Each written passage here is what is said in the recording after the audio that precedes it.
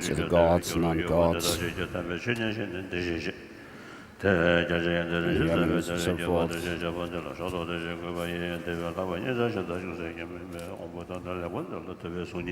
Listen to this teaching by subduing the horse of your senses. This teaching of the Buddha is like a nectar to the ears of living beings to quell the torment of negative emotions.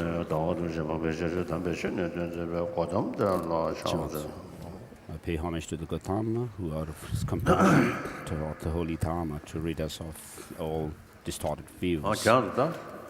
So please take tea.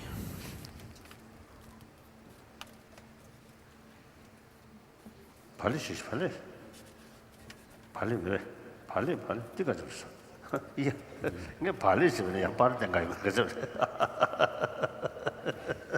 His Holiness told somebody to take the bread, but he was showing his picture or something.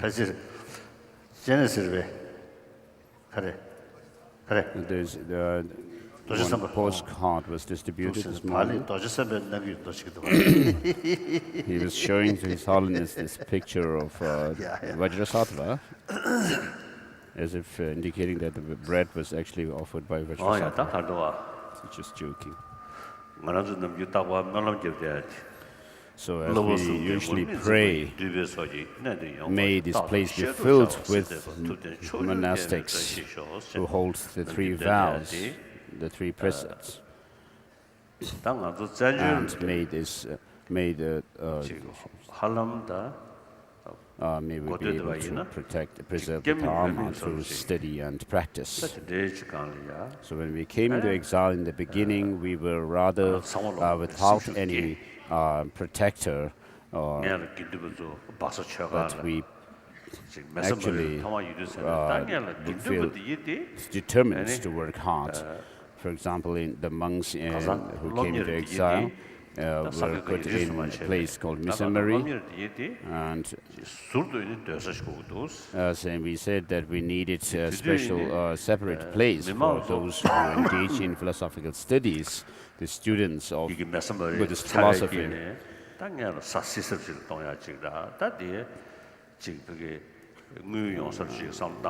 And then for the general public, we thought of sending them to places which are from Missionary to other places which are cooler, so that they could actually make some living. And so therefore people were sent to Chamba and other places to build roads. So few thousands, about 1,000 monks were there, who were also making, building the roads in Chamba. So we had a bi-monthly confession ceremony one time when I visited them. And so the monks were actually not having their robes, but they were wearing the chupa, the layperson's dress for Tibetans. And so I said maybe we should make this an exceptional case. And I told them, even though they were wearing chupa, they could actually take off the sleeve, and we did this, the bi-monthly confession. And then the monks were sent to a place called Baksador. About 300 were accepted to send there by the Indian government. And so, but we requested that maybe 1,500 should be sent there.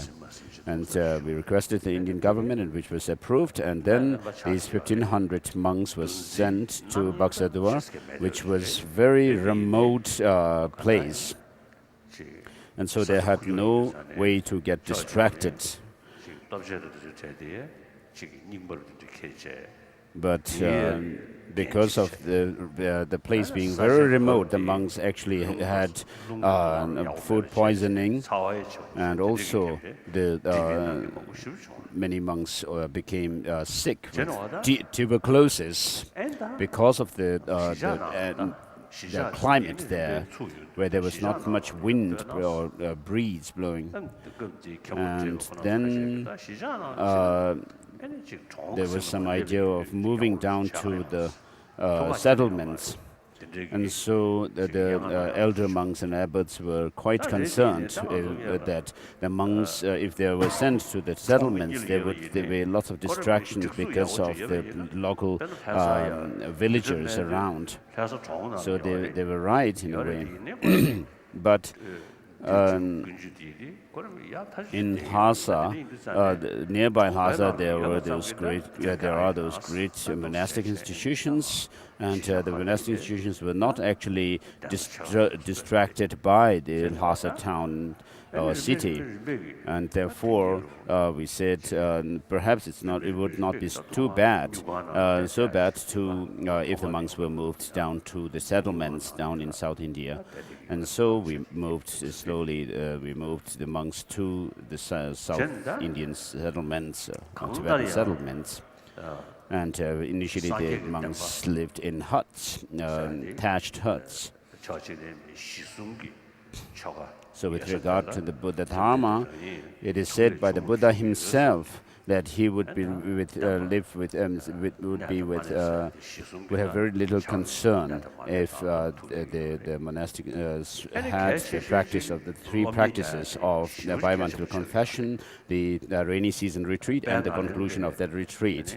And the most important thing that we thought of was the study of the Dharma, which is not just reading the Dharma to preserve the Dharma. It's not just it's not going to be done merely through reading the scriptures, but we have this tradition of studying the text, the classic text, word by word, and also learning it through debate, dialectical debate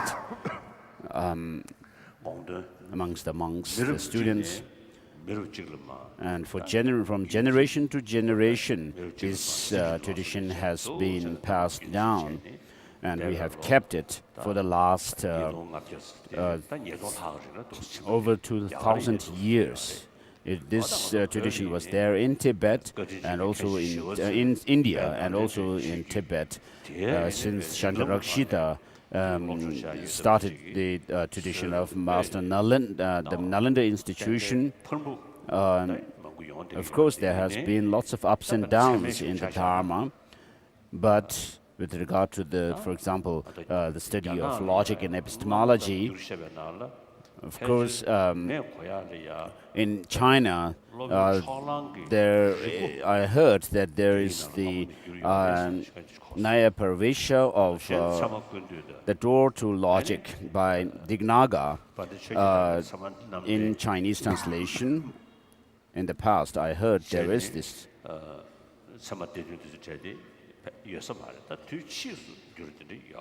But it seems that the 7 treatises of logic and epistemology by Dharmakirti didn't exist in Chinese translation in the past. But these days, of course, there are these texts as well. And then, but then in Tibet, we have not only these root texts by Dignaga and Dharmakirti, but there are lots of commentaries by Indian masters to these texts. And Tibetans took special interest in logic and epistemology, and the indication of this is that we have, for example, Shakya Pandita writing his own text on logic and epistemology called The Treasury of Logic and Reasoning. And then there are the masters like Chabachirj Singye, and who actually took great interest in the debate. And it seems the dialectical debate actually prospered in Tibet under the mastership of Chabachirj Singye and his followers. And so Tibetans have preserved and promoted, greatly preserved and promoted the logic and epistemology. So when people took interest in logic and epistemology, Of course, in the Vinaya, when we study Vinaya, there is not much usage of the dialectical debate as given in logic, logical texts.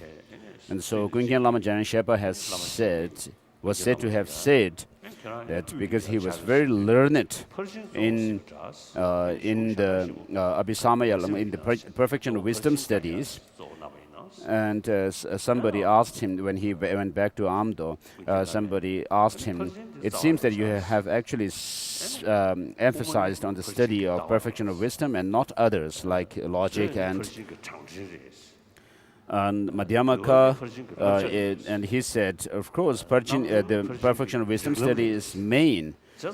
And so he said that Madhyamaka is actually the view of the Panchaparamita studies, and then Abhidhamma is the ornament of the detailed study of the different points of perfection wisdom, and then the logic and epistemology are the logical reasonings that for reasonings of perfection of wisdom. So he said all these other studies actually come within the study of perfection of wisdom. And so I met one scientist, very renowned scientist, who's told me that we Tibetans, have this great study of Dharma through logic and epistemology, through debate. And he asked me if this system or way of learning Dharma and philosophy could be used in other subjects as well or not. And I told him, yes, it can be used. And today we have people who have written some who have written and texts in which they use the logical procedures that are used in traditional subjects in the monastic institutions to study language and the grammar, and these are taught.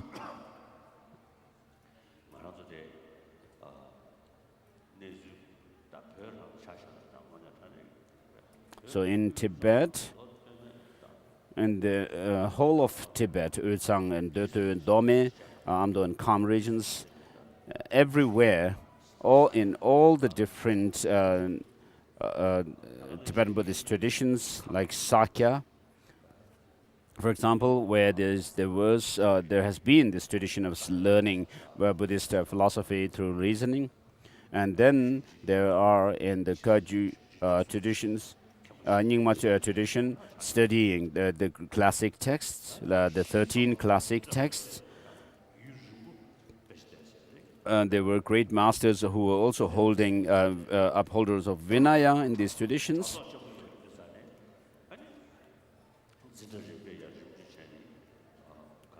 And then in these monastic institutions of Sera, Gadan, and Depong, and so forth, we have so many monks who actually go through the studies of these classic texts through logic and debate. And so it seems from these, when we look at this, we have actually materialized, fulfilled this prayer which I recited in the beginning.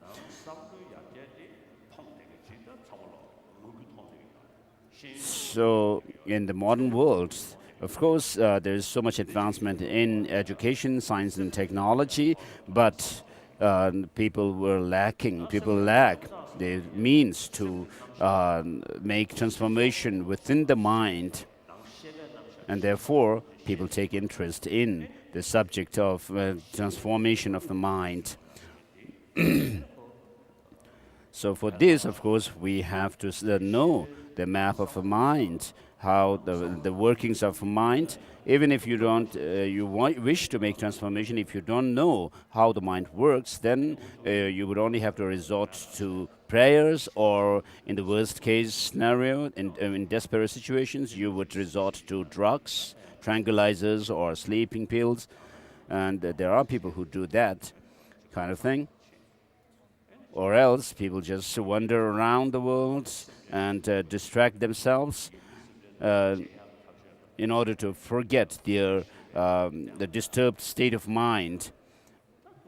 they rather find some kind of a gratification in the sightseeing and listening to music and so forth. And so, at such a time in today's world, we have the Indian tradition where there is the tradition of the cultivation of calm abiding, shamatha and vipassana, which has to do with psychology, and especially Buddhism, which teaches in great detail about psychology.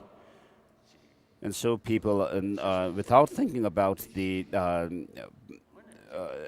religion as such, just to help people calm their minds. In this world, we have this huge gap between rich and poor, and to have a moral world with full of morality, where there is honesty and transparency amongst people,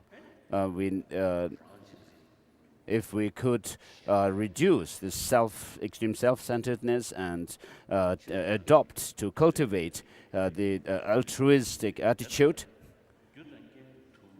and to be able to see that the problems and good things that happen in life come about through causes and conditions. And so if we could see these the different experiences that we have in the world from the perspective of dependently arising or dependent origination, then we actually could have a very beneficial way of looking at things around us. And so the study that we are doing here in these monastic institutions are relevant to such world, people in this world. And so Buddhism, which we study, of course, the students, monks and students who are doing the studies of Buddhism and Buddhist philosophy in these monastic institutions have, since many years, we have also started for them the study of science. And now the Gelugpa organization examination board has actually decided that science would be part of the examination for degree of Geshe Haram. And so, since 6 or 7 years, we have had many volunteer teachers from the West teaching science to our monastics. And many of them have told me, I have met them. Of course, the monks have difficulty with language. They didn't know English in the beginning, and also mathematics they didn't know. Despite these difficulties, when the volunteer teachers taught them science and mathematics, the monks were able to actually see where there are contradictions and inconsistencies in the presentation of science by these, and therefore the teachers were quite amazed at the way the monks were able to actually analyze things quite rigorously.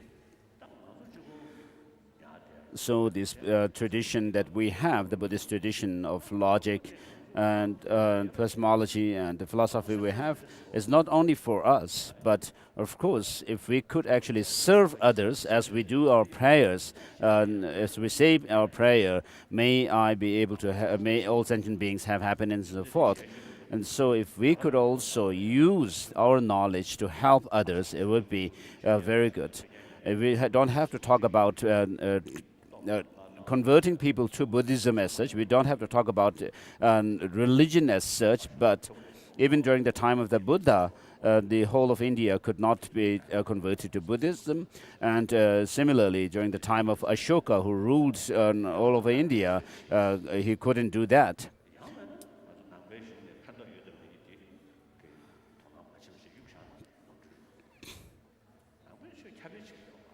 So we are not actually propagating Dharma, Buddhism, but what is taught in the words of the Buddha and its treatises, exegetical treatises. But If there are things in our teachings which are beneficial to others, which we could use to serve others, then we must. The 300 plus volumes of Kanjur and Tenjur, I usually make these three categories within the content of these texts. So with regard to psychology and the natural science or physics, of course, when we go into details and when we actually go into the subtle levels of these, of course, the science is much more advanced. But in our text, there is mention of the elements of earth, water, wind, and fire, and there is this process of the evolution of things, and then dissolution processes going on. So we could learn. So we could say that these subject matters, like the psychology and the physical world, the physical matters, could be categorized as science, as taught in Buddhism, Buddhist science. And then the second category is the Buddhist philosophy. Of course, there are some things which may not be so relevant in science, but then the theory of dependent origination is something which is very relevant, which is very beneficial, even scientists say. So when you are able to see that things come in dependence on many different causes and conditions, many different factors, then you have a very broad view of things. You can see things and events in in a holistic manner. So we can actually consider this Buddhist science and Buddhist philosophy as something which as academic studies, subjects for academic studies. So Buddhist religion, of course, cannot be taken as universal subject. But the Buddhist science and Buddhist philosophy are universal. So I even tell my friends, like Muslims, that of course you have your own religious faith, but with regard to dependent origination, if you could study this idea or the theory of dependent origination, it is something which is relevant to the world environment, environmental issue, as well as any other like international relations and so forth. They are relevant.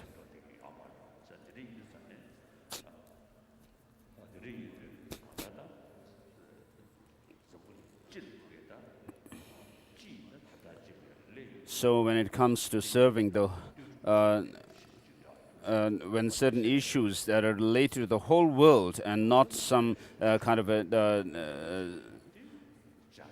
some parts of the world partially, if we could understand the dependent origination well, then it's going to be very helpful. And even in the case of health and hygiene, even scientists today say that for physical health, mental health is very important. So if you are relaxed and calm, you have good health, whereas if you are full of anxiety, anger, jealousy, pride and arrogance, then these mental elements actually cause deterioration in your health as well, physical health as well. So the more self-centered and selfish you are, you become narrow-minded. The more narrow-minded you become, as we say, equalizing and equating and exchanging oneself with others, if you can practice that because of compassion, then you will be more calm, and you will not harm others, you will not deceive others, you will not bully them, you will not be dishonest. You'll be sincere with them. Then you feel more relaxed. But on the other hand, if you make this division between I and they, or then you will actually bully others and be dishonest to them, and you will feel guilty for what you do. We're not talking here about the past and future lives. So this is very important to. So these things which which are taught in Buddhism, which could be used or to serve humanity, and of course we should use them to serve others. So it's not enough to have the Kanjur and Tenjur 300 plus volumes on the altar, but we have to actually read them and then analyze the content. And we should not be satisfied with just scriptural quotations when we come to analyze and actually make some argument regarding certain points. It's not enough just to resort to scriptural citations, but we have to use logic and reasoning as we do in the study of logic and epistemology and Madhyamaka. So these 300 plus volumes are can be actually rigorously checked through reason and logic. And we should not be satisfied merely with some knowledge as they are taught in the scriptures, but we have to actually give thought to them and then actually relate them to our life and practically. So I usually tell the Indian friends that they don't really study their teachings, but they actually recite some verses in Sanskrit and not really think about the meaning of them. So that's not enough. And so similarly, we have amongst Tibetans who do a similar thing, just praying and not really giving thought to the teachings. As Buddhists, we must actually cultivate a faith which is reason-based, and it's not blind faith alone will not work. It's not enough. So from Tibet these days, we have some people, scholars, who actually bring up lots of arguments against the Dharma.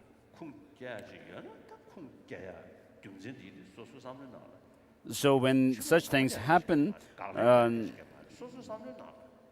when you find such things, arguments against the Dharma, at least even if you don't externally argue with them, but for yourself, you can use reasonings against them to counter them, those scholars.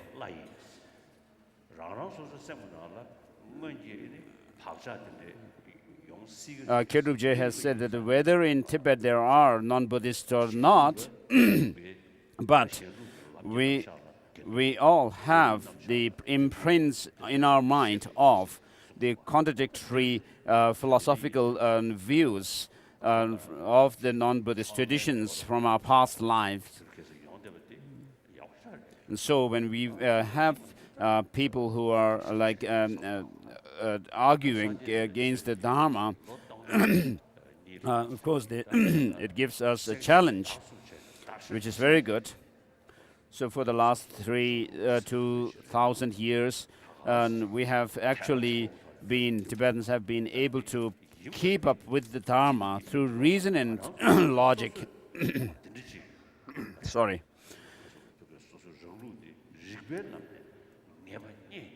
So if we could actually gain certitude in our own traditions, in our philosophical systems through reasoning, then we will be able to become someone, a follower of Buddhism through reason. So for now, I'll stop here with the introductory remark.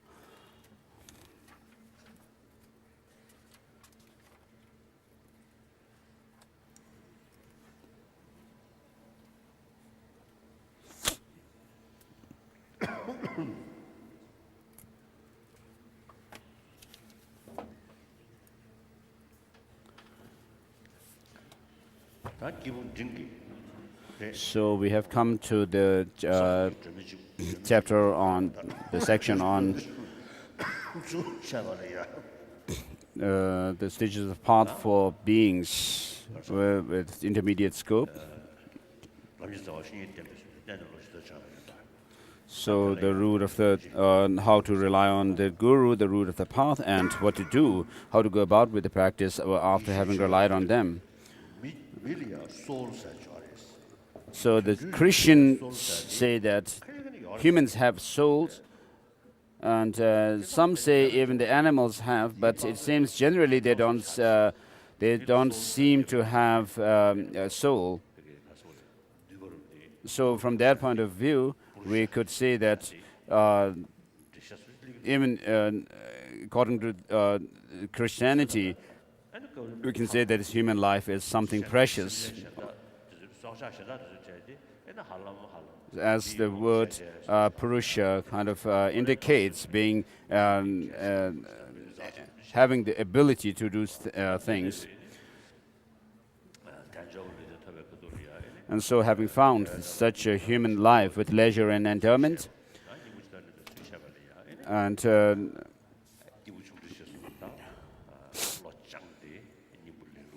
so we should actually take advantage of this life by practicing the Dharma, the teachings pertaining to the beings of small and intermediate scope. So the main the uniqueness of Buddhism comes within the teaching of the beings of the intermediate scope. So when the Buddha gave the teachings on Four Noble Truths, he actually recited or taught it 3 times. First, introducing the nature of these Four Noble Truths, saying that there is suffering and there's origin of suffering which causes it, and then there is the possibility to actually put an end to the suffering and the path which leads to it. And so how do we go about with the practice of the Four Noble Truths as to what to adopt and what to discard? Then the Buddha said when we should understand suffering, overcome this origin, and actualize the cessation and cultivate the path. And as a result of it, doing this, what will be the result?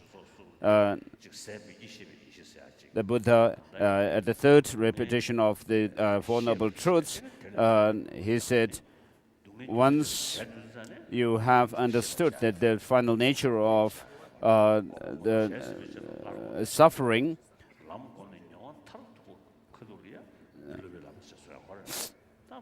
and origin of suffering, having put an end to it, there is no more understanding suffering and overcoming suffering as such.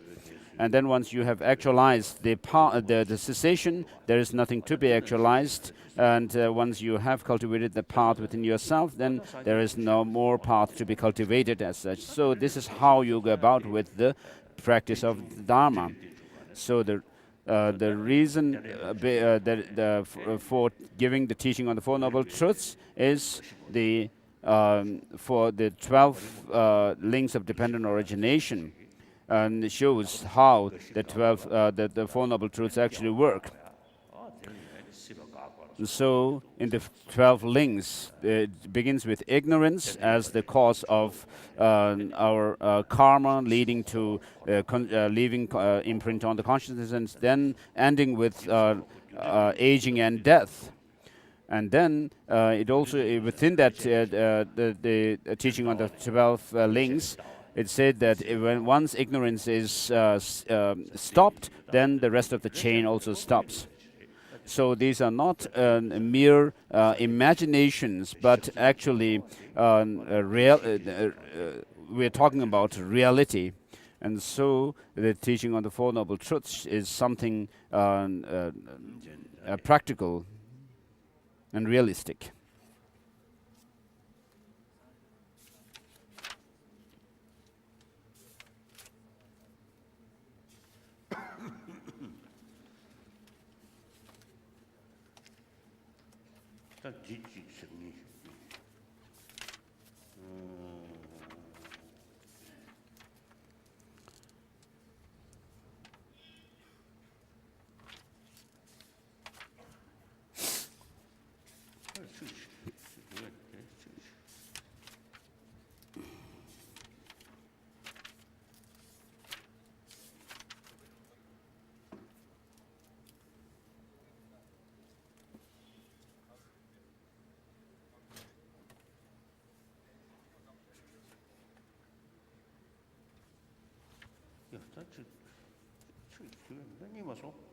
So His Holiness is trying to find some phrase in Lamrim Chemo, but he couldn't find it. But it will come. So the actual meditation on suffering, reflection on the has two parts: reflection on the universal suffering of cyclic existence and reflection on specific sufferings. Reflection on universal sufferings of cyclic existence is divided into three: reflection on the 8 types of suffering, 6 types of suffering, and the 3 types of suffering. Reflection on the 8 types of suffering meditate on in accordance with what is said in Nagarjuna's friendly letter. Your Highness, he be disenchanted with cyclic existence, which is the origin of many sufferings, being deprived of what you want: death, illness, old age, and so on. Here, cultivating a sense of disenchantment with cyclic existence means reflecting on it as the origin of many sufferings. The 8 types of suffering include the 4 that Nagarjuna states explicitly, being deprived of what one wants, and so forth, as well as the 4 that are indicated by words, and so on. The Bhagavan taught these 8 in many discourses when he identified the truth of suffering. And then it goes on. During every session in which you meditate on the teachings shared with persons of medium capacity, take up as well the shared teachings that I explained in the section on the practice appropriate to persons of small capacity. As for the teachings that are not shared with persons of small capacity, if your mind is strong, sustain them in meditation in exactly the way that I have written them here. If it is weak, then leave out the scriptural citations and only meditate on the meaning of the points I have outlined. Though these are analytical meditations, you should nonetheless arrest excitement and so on with regard to your mental object, not taking up any object, virtuous, non-virtuous, or ethically neutral, other than that which you are meditating upon, without letting your mind fall under the influence of sleep, lethargy, or laxity. Meditate continually in a state of consciousness that is very clear and pure. For as engaging in Bodhisattva deeds says, there will be a little result from any virtuous practice if mind is distracted. The one who knows reality has said that prayers, austerities and such, even if practiced for a long time, even if are pointless, if done with distracted mind. So the 8 types of sufferings are mainly to do with our empirical experience as humans. So they're talking mainly about human life. And then the next topic is the suffering of birth. Birth, as there are 5 points to contemplate it. Birth is suffering because it is associated with pain. Birth is suffering because it is associated with dysfunctional tendencies. So, regarding this, those born as hell beings, hungry ghosts, and who invariably suffer, beings born from a womb and beings born from an egg. So, when we look at animals giving birth to their babies, and they have to really go through so much pain, and this is similarly the case with humans. So a birth which is brought about by our delusions and karma, and we can talk about here, relate this to a biological factor. So birth is suffering because it is associated with dysfunctional tendencies. So what this shows is that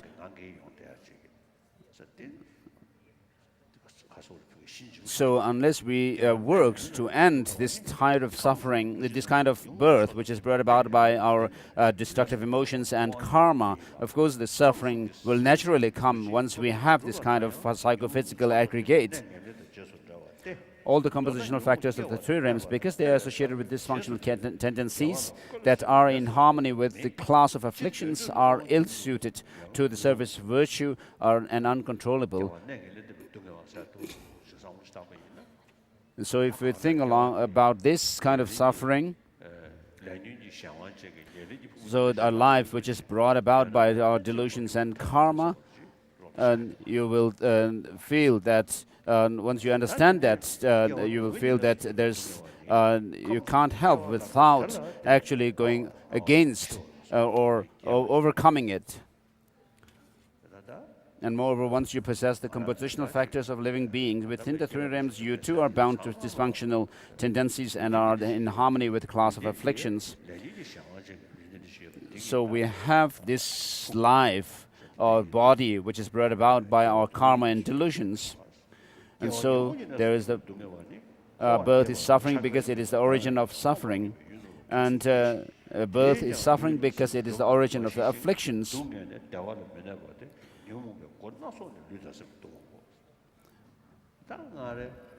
The afflictions torment your body and mind in numerous ways. So this body has been obtained through because of the past delusions and karma. And while we have this body, it also helps to give rise to our afflictions and karma again. Birth is suffering because it is an unwanted separation. All births end in death, which is undesirable and causes you to experience only suffering. Thus, at birth you are bound to pain and endowed with dysfunctional tendencies. Birth leads to illness, aging, and so forth, as well as the afflictions and death. Consider how these give rise to suffering as well. So we can actually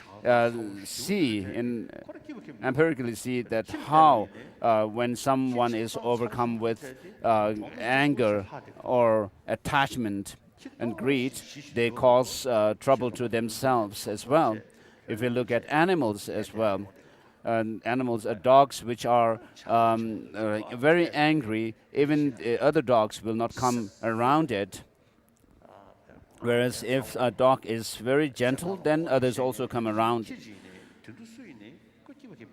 So if you are very selfish and thinking only about yourself all the time, then you will not be happy at all. Even this is the case even with dogs and other animals. And so these are something which we can actually. So we are talking here about the subtleties, the degrees of subtlety within the afflictive emotions. When it comes to the very subtle level of afflictions or the disturbing emotions, then even those which the Savatantrika Madhyamakas consider to be very subtle become, from the vantage point of the Prasangikas, they are found to be gross. So there are those afflictions which actually have some object that they take on the aspect of, and then there are very subtle ones. So the philosophical traditions which consider, which actually accept some objectivity in things, would consider those afflictions which are subtle to be valid or a correct state of mind or cognition.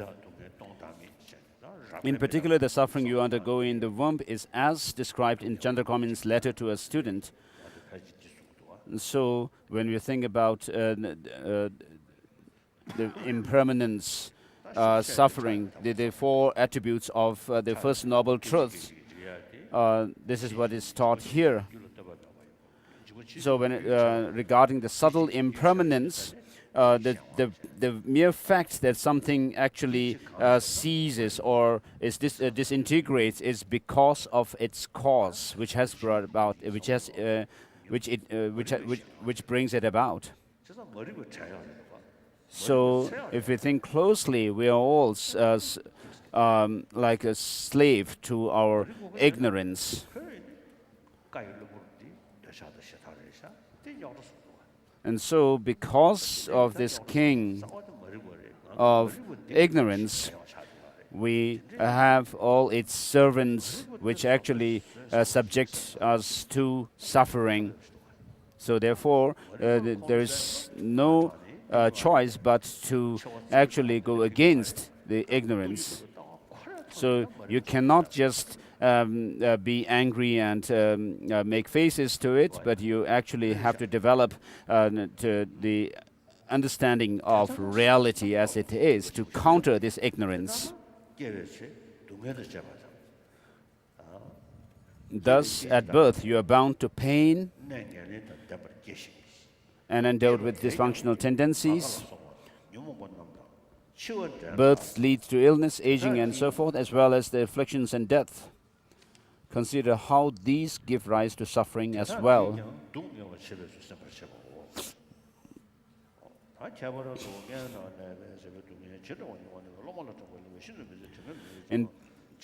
After you have Chandra Gomin's letter of student says, after you have entered the womb, which is like hell, you are hemmed in by foul-smelling filth and trapped in pitch-dark gloom, your body cramped, you must undergo enormous suffering. The descent into Lanka Sutra, Womb Sutra, explains the meaning of these words. Filthy with quantities of urine, brain-like substances, thick saliva and marrow, the fetus dwells above the intestines and below the stomach in a space which is filled with many kinds of filth and is home to a myriad of bacteria with two very foul-smelling openings and hollows and apertures in the bones. Its front faces the vertebra, and its back the stomach wall. It is nourished every month by its mother's uterine blood.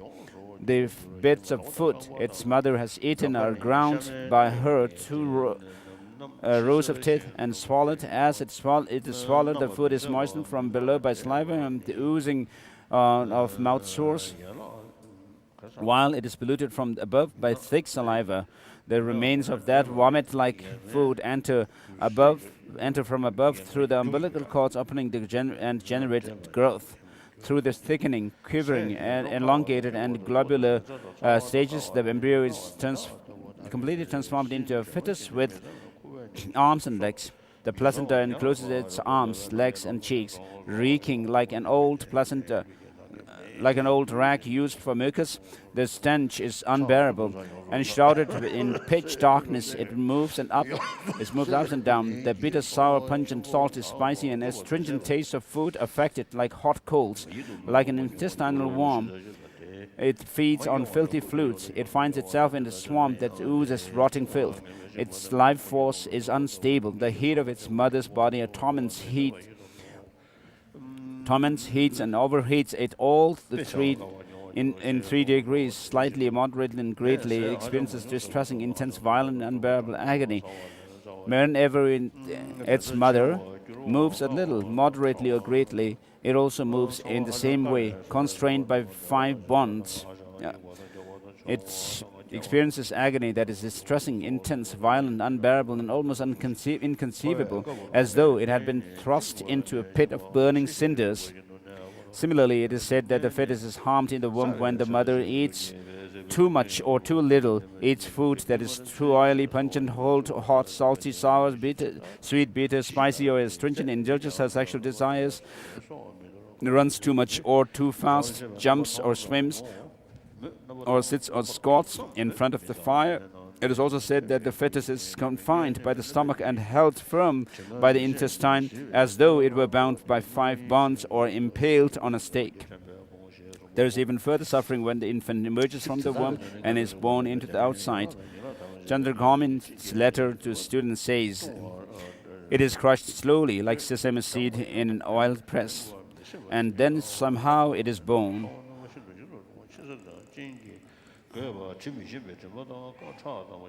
It is born. Nonetheless, those who do not lose their lives immediately must settle for pain. The body that dwelt and grew in that filth is smeared with the warm slime and has an unbearable foul. Memories lost upon being inflicted with such torment, which is like having an inflamed boil burst, or being on the verge of vomiting. The descent into the womb explains the meaning of these words. Then the quotation from that sutra. It is then after that it is said that when taken up onto someone's lap and the like, or touched with hot or cold objects, the newborn baby experiences distressing, intense, violent, and unbearable agony, like a flayed cow being eaten by vermin or a leper whose lesions are struck with a whip. Among the 8 types of suffering, regard this first type, along with the 8 types, the suffering of the 5 appropriated aggregates, as the most crucial, and meditate upon both of them. Therefore, as explained before, you should repeatedly investigate them with discerning wisdom and meditate on them. The suffering of old age. There are 5 points to contemplate. A handsome body deteriorates. Physical strength and vigor deteriorate. The senses deteriorate. Enjoyment of sense objects fades. The deterioration of life is painful. Think about these points again and again. As the extensive Sports Sutra says, as aging progresses and we pass to a certain point, we are like trees struck by lightning, withered by old age, like a terrible decrepit house. O sage, speak quickly about an escape from old age.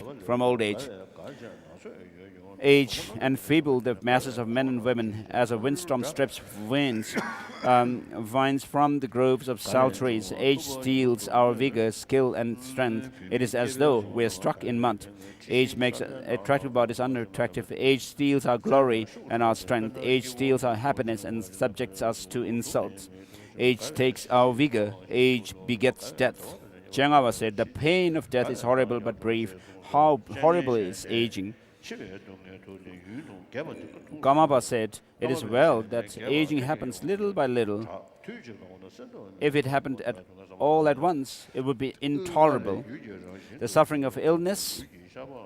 Here there are also 5 points. Illness changes the nature of the body. Pain and anguish increases and are seldom absent. There is no desire for attractive things. You must have recourse, however unwillingly, to unpleasant objects, and you lose your vital energy. So reflect with care upon these points.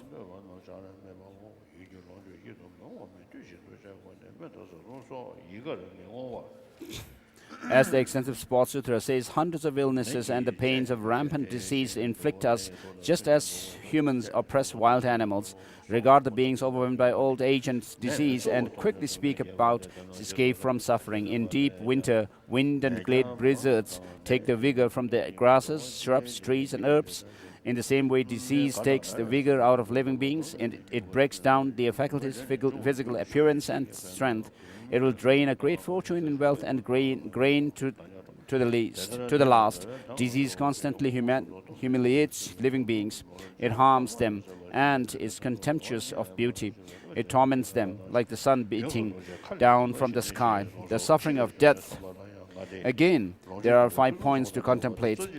You are separated from objects that are fine and attractive. You are separated from those relatives who are fine and attractive. You are separated from companions who are fine and attractive. You are deprived of a body that is fine and attractive. As you die, you experience terrible pain and anguish. Reflect on these repeatedly until you become disenchanted. How do the first 4 of these constitute suffering? You suffer upon seeing that you are losing these 4 excellent things.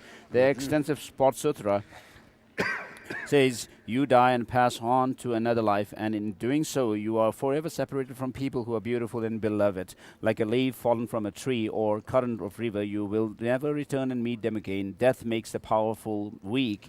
Death takes you away as a river carries away a log.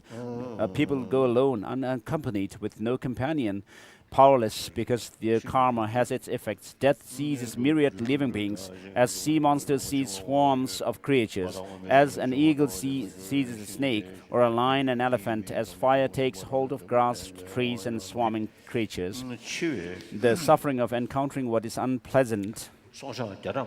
Here there are also 5 points to contemplate. Merely encountering your enemies, for example, causes pain and anguish. You dwell in fear of being punished by them. You fear they will speak maliciously without kind words. You dread death. You worry that you will go to a miserable realm after death for having acted in ways contrary to the teaching. Reflect on these. The suffering of separation from what is pleasant.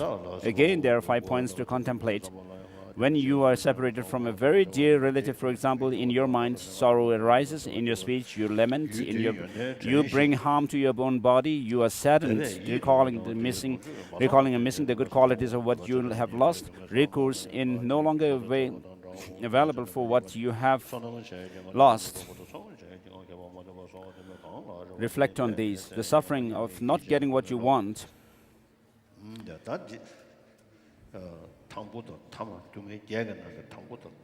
So the first and the last of the 8 types of suffering are said to be the most important. And so the 8th one is this: the suffering of 5 appropriate aggregates. So it's a vessel for future suffering. So it actually serves as a concordant factor for bringing about more suffering, which means the psychophysical aggregate brought about by delusion and karma bring this about.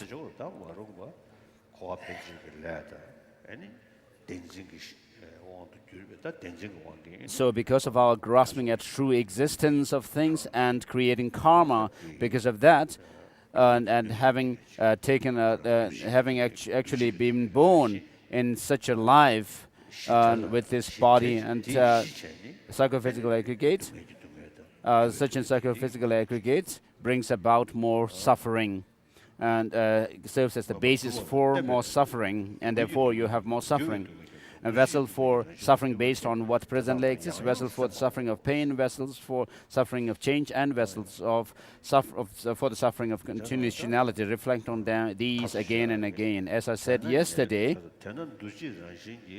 thus this psychophysical aggregate, which is brought about by common delusion, if you meditate on how much suffering there is, such as suffering of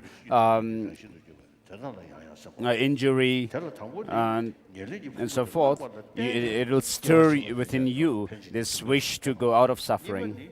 Here, with regard to the first point, you induce suffering in future lives by taking up these appropriate aggregates. As for the second, the appropriate aggregates form a basis for states such as illness and old age that are grounded in the already existing aggregates. The third and the fourth both will come about because the appropriate aggregates are linked with dysfunctional tendencies towards these 2 types of suffering. As regards the fifth, the very existence of the appropriate aggregates constitute the nature of the suffering of conditionality, because all of the compositional factors which depend on previous karma and afflictions are the suffering of conditionality. This will be explained in detail in the section on the 3 sufferings.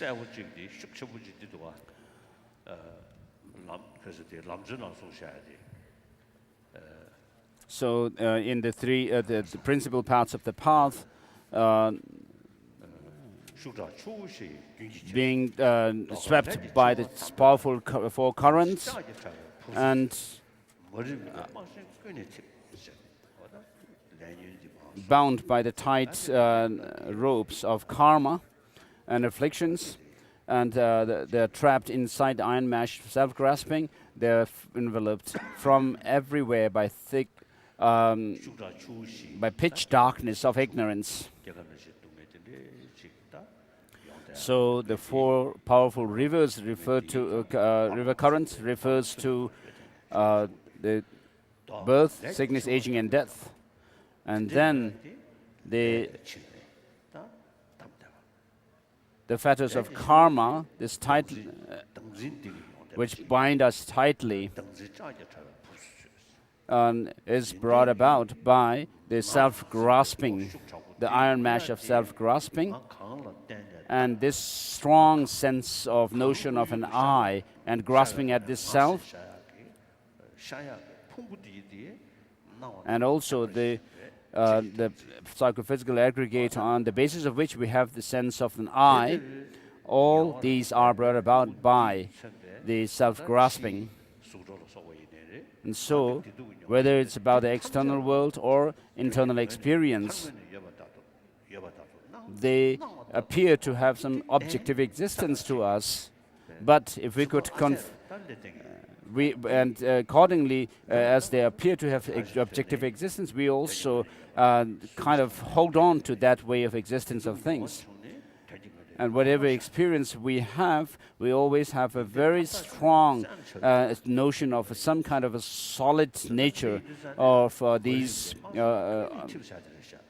of objective existence, and therefore we are enveloped by a pitch darkness of ignorance. This is true. So if there were some side from which a light comes, of course we wouldn't be in this kind of thick darkness. But here, because of this ignorance, then we actually have the self-grasping. And then, because of that, we create the karmas and go through these 4 types of suffering. And then they take rebirth, so we take rebirth within cyclic existence that has no end, where they're endlessly tormented. You are tormented by the 3 types of suffering. By reflecting on all of those, by reflecting on these, when you think about your condition being such, then you will be able to develop the sense or the determination to be free from this kind of condition for yourself. And when you actually turn it towards the others, saying that by reflecting on all your mothers who suffer such conditions, then you will generate the supreme awakening mind, or the compassion.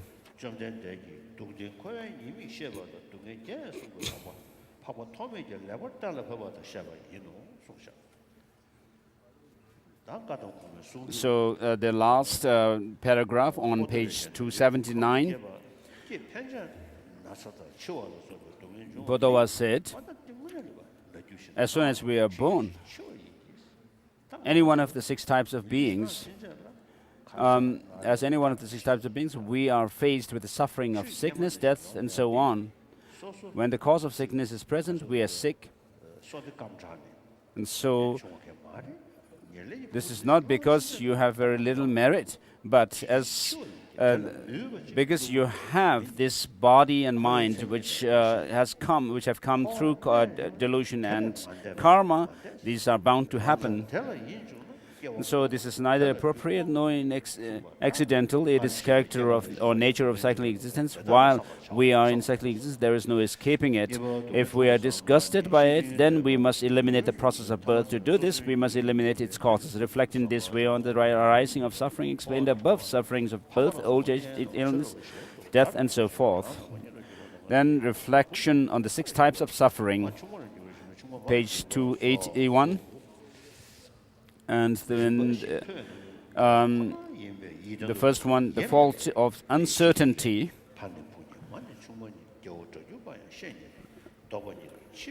And the fault of insatiability. And there are quotations from the friendly letter and also compendium of perfections.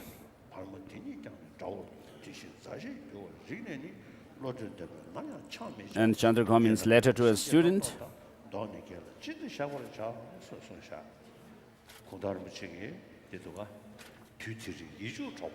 Kundarambuja said, a very best friend of yours becomes your sworn enemy the next day because of some mistake that you make, something you say about that person.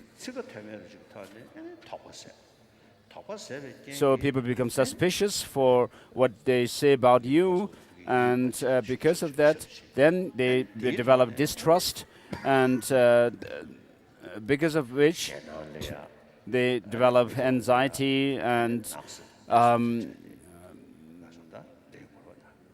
disliking, and then they start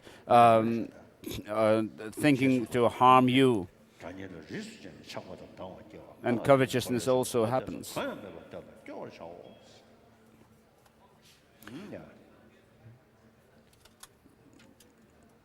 So furthermore, you will become very disenchanted if you reflect on what the alleviating sorrow says. So Jason Milarepa has said, may my death be not heard by known to my enemies and friends. So Milarepa was saying that, and has said that if he were to die without other people knowing their near and dear ones as well as enemies, his wishes as a hermit is fulfilled. So whatever he does, he prays that they may become factors for helping others, for the well-being of others.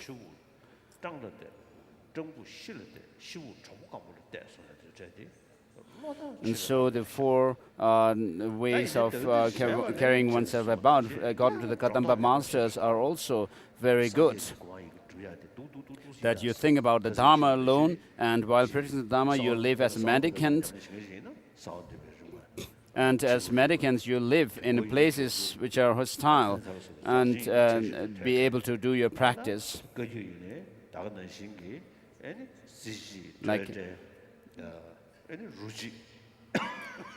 But to be able to do this, you should actually have the understanding of the entire structure of Buddhism. For example, in the Kagyu tradition, you have in Mahamudra practice, there are the practices of Tsechik, the single-pointedness, one taste, and non-meditation, and so forth. So you have to actually understand how to go about with the entire practice of the teaching, the Buddha Dharma. It's an entirety, and then integrate those teachings within yourself and live as hermit in remote places. So you have to see the pros and cons of the different practices, and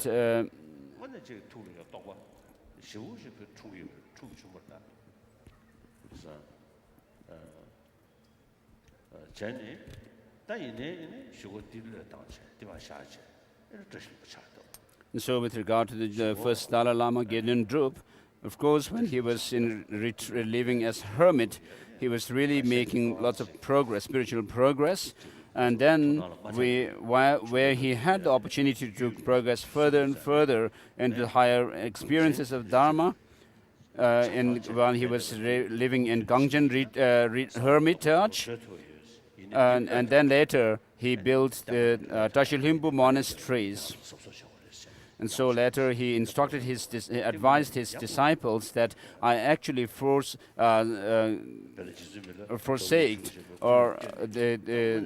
my own practice and came to build this monastery. And so you have to really be very careful.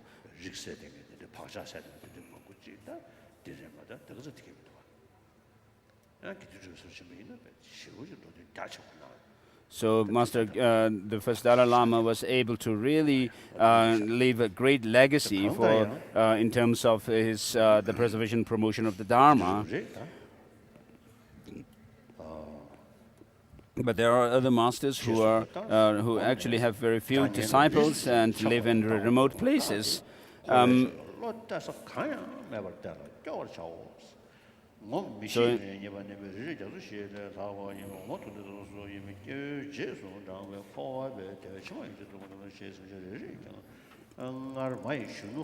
So even if you gain the vast wonders of cyclic existence, you would be illusory. they would be illusory. Bear in mind the countless bodies you have wasted in the past, experiencing limitless and pointless suffering. Consider that it will continue this way unless you make an effort to put an end to it. Develop a sense of disenchantment. Changawa said, "Honorable teachers, how many bodies have you taken from beginningless time? Now, since you never practiced the Mahayana teachings, you must apply yourself assiduously." Sangpo said, "In this cyclic existence, there are many turns of fortune for better or for worse. Do not stake your hopes on them. Reflect until you give rise to this kind of thinking. After you have developed it, you must continue to sustain it in meditation." And the next is the fault of casting off bodies repeatedly. The friendly letter says, "Each of us has left a pile of bones that would dwarf Mount Meru. For each living being, if the bones discarded upon taking up new bodies did not disappear, they would tower over even Mount Meru." Next is the fault of repeated rebirth. If you looked for the limit of mothers by counting with earthen pellets the size of juniper berries, the earth would not suffice.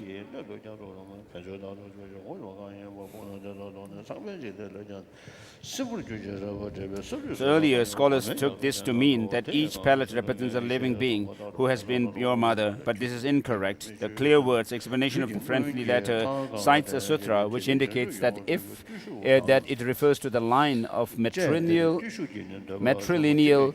predecessors from one's own mother to her mother and so forth. Again, the reading of those former scholars is wrong because Nagarjuna text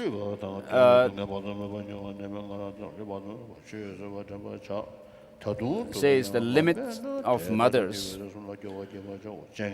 You should understand how this causes you to be disenchanted as follows. The 400 stanzas say, "You cannot see the initial cause of even a single effect. Seeing how vast the causes of even one effect are, who would not be frightened?" Chandrakirti's commentary on this says, "It is right to cultivate a constant sense of disenchantment and a corresponding mode of conduct in the face of this vast wilderness, cyclic existence, where movement is difficult on account of the dense forest of ignorance, whose reaches cannot be measured."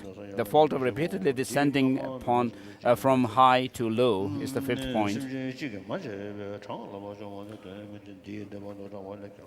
The friendly letters, quotation from friendly letter. And the three devices for grinding, cutting, and tearing flesh are those of crushing, black line, and extremely hot hell, respectively. To be attended by divine women means to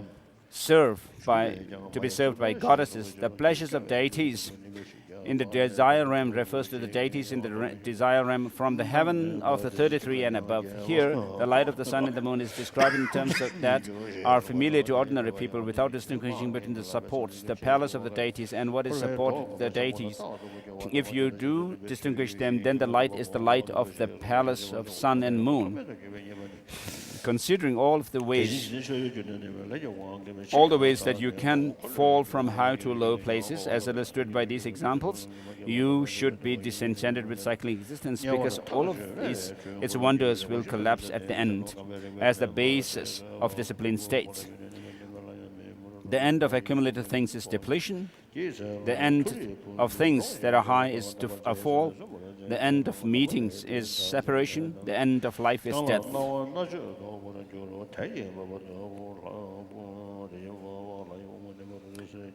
And number 6, the faults of having no companions. The friendly letter says, "In this way you'll come to grief. Therefore, take light from the lamp of the 3 types of merit. Otherwise, you'll go alone into endless darkness that neither sun nor moon can penetrate." You'll come to a grief means know that you must die, as I have indicated before, and take the light of merit. The 3 types of merit refers either to physical, verbal, or mental virtue, or to the 3 foundations from which merit arises, generosity and so on. Endless darkness refers to the darkness of ignorance. In regard to having no companions, engaging in the bodhisattva deed says, "This body comes forth whole, yet the bones and flesh that accompany it will break apart and disperse. As this is so, why mentioned others, such as love. So this verse, under the subsection, the fault of having no companions, the verse from friendly letter, is actually a great summary. So however high, great authority you may have, rich you may be, you at the time of death, you can take nothing, not even a single paisa or a single penny.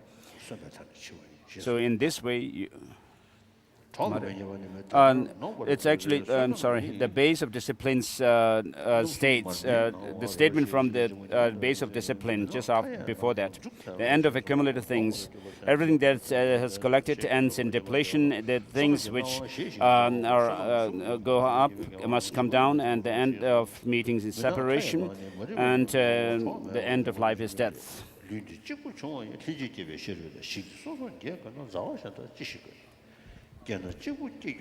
So you are born alone, also you die alone, as others cannot share your suffering. Of what use is the hindrance of loved ones?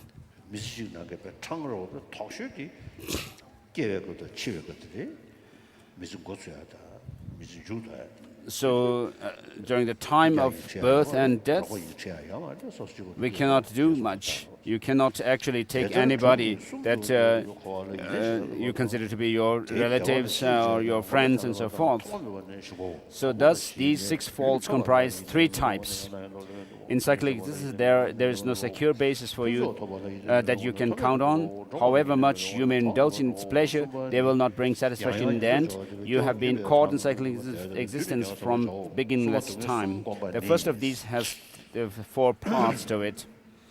And the third of these 4 refers to being reborn again and again. There are no limits to the stream of rebirths. Reflect on suffering under this threefold arrangements as well.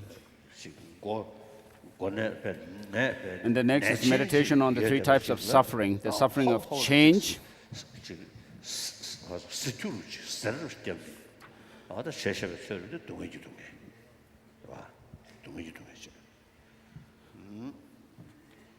so when you have pains from some sickness, that is the suffering of suffering. So pleasant feelings experience. So the painful experience that you have from sickness is suffering of suffering. So you are inflicted with a very intense suffering or disease. But when that pain, the excruciating pain subsides, it's like you are undergoing the suffering of change, and still the root cause of that painful experience is still there.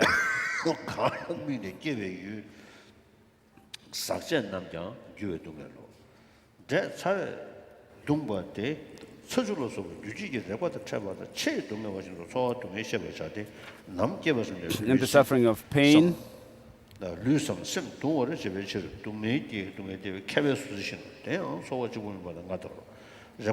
then the suffering of conditionality.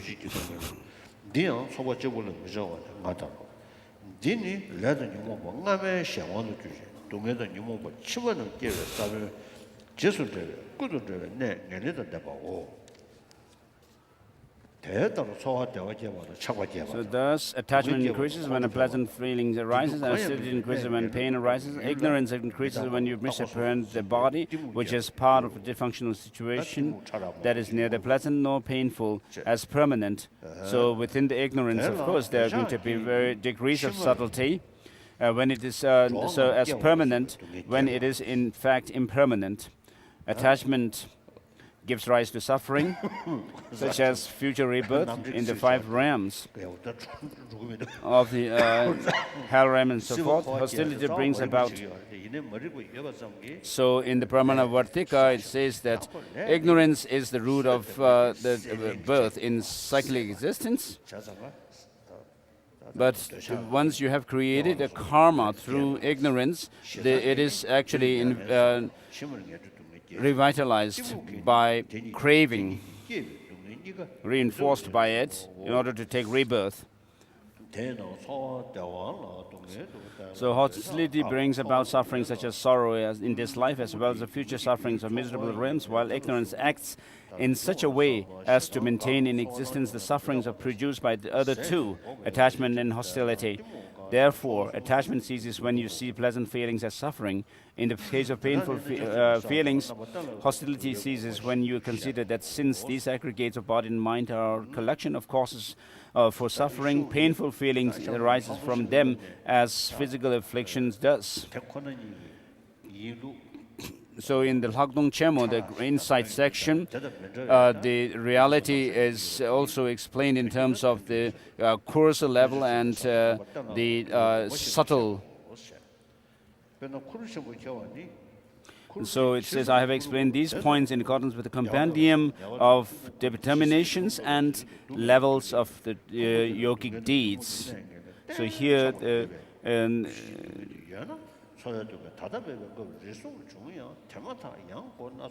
Zizolins made the comment regarding this line.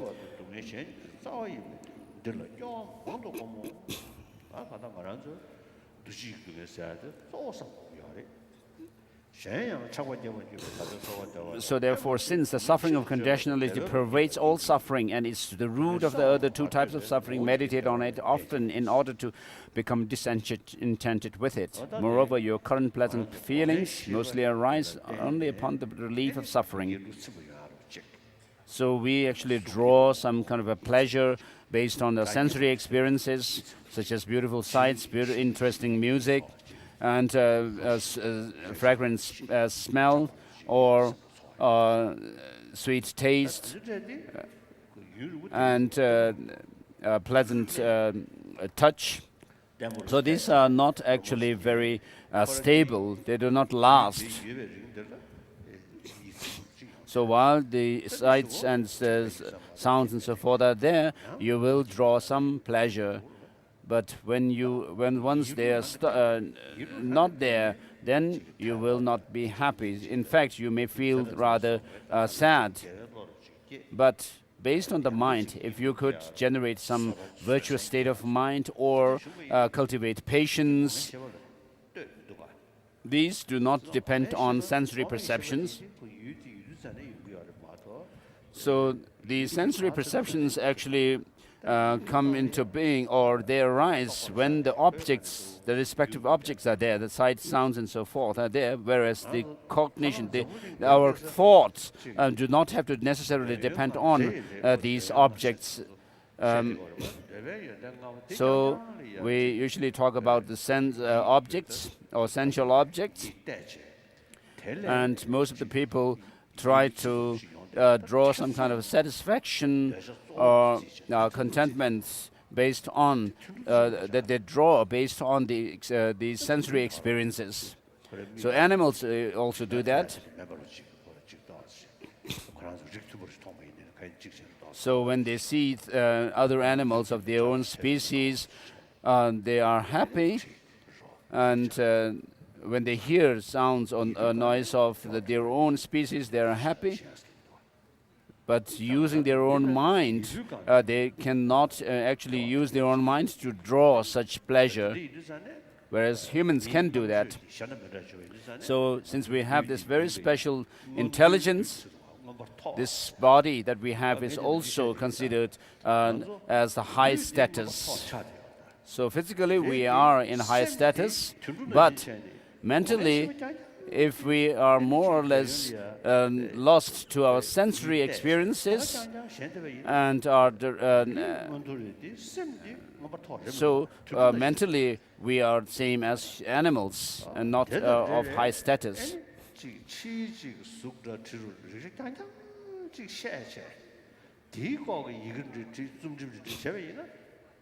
And if you actually use your speech, use your power of language to write about things which have only to do with sensory gratification, and that's not very, the voice is also not of high status. And therefore, we should make this mind and our speech those of that of high status, just as this body is. So we should use our minds to do things which others cannot do. And if we could also use our speech for the same purpose, then we will be making our mind and speech of high status. So we are in this desire realm, of course. And accordingly, people usually indulge in drawing gratification on the basis of sensory experiences. So they try to draw some bliss or pleasure based on sensory experiences, but what happens as a result is they are full of suffering and misery. And they do not have the means to actually develop pleasant experiences using their own mind, but resort to the sensory experiences alone for that. So the most of the unpleasant experiences actually come because of their way of thinking, using their own mind. And so this cannot be overcome by pleasant sights or pleasant sounds, but you have to actually overcome it by using your own mind. Such as, for example, the experiences of anxiety, fear, and so forth, should be overcome by using your mind. So the sensory trying to draw sensory pleasure or gratification is not so great.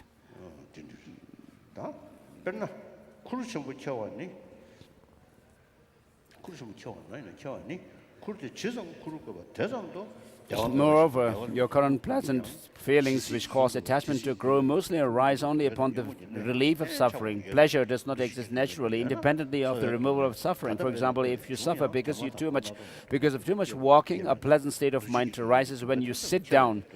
Then, as the earlier intense sufferings fade, pleasure appears to arise gradually. Yet, sitting is not naturally pleasant, because if you sit too long, suffering arises again, just as before. Suppose that sitting and other postures were causes of pleasure by their very nature. Just as suffering increases in proportion to your involvement with causes of suffering, so should pleasure increase the longer you walk, sit, lie down, drink, or eat, or stand in the sun or shade. However, it is clear that if you do any of these for too long, suffering is all that results.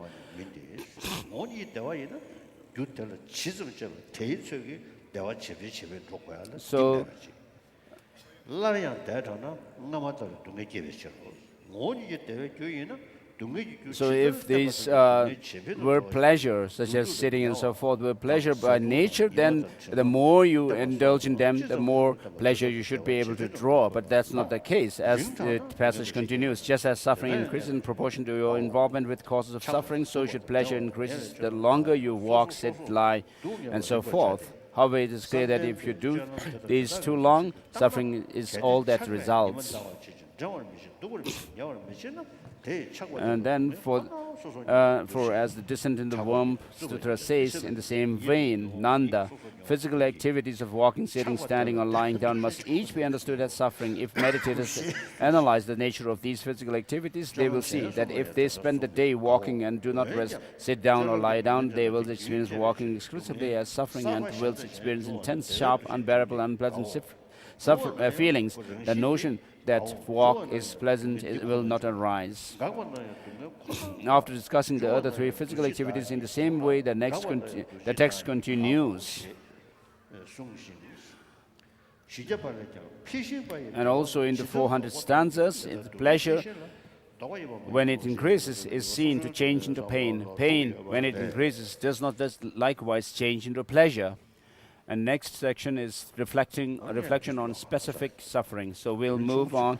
We'll switch to middle length lamrim. Oh.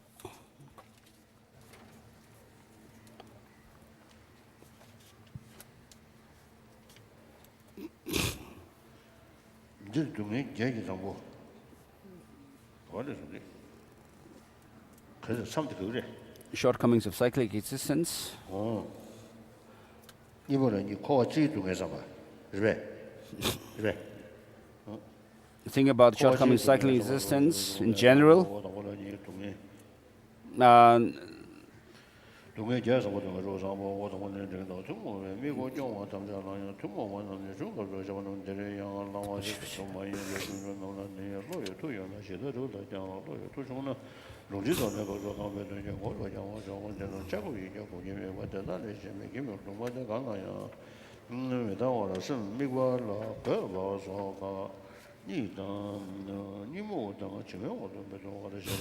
Considering the suffering of cyclic existence in general has two parts, considering the 8 types of suffering, considering the 6 types of suffering, and considering the suffering of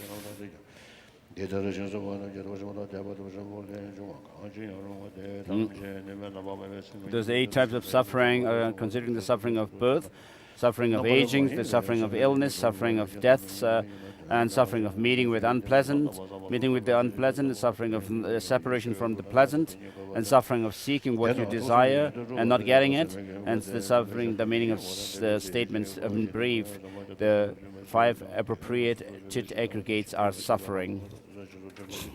The suffering of birth. Birth is suffering because it is associated with suffering and so forth.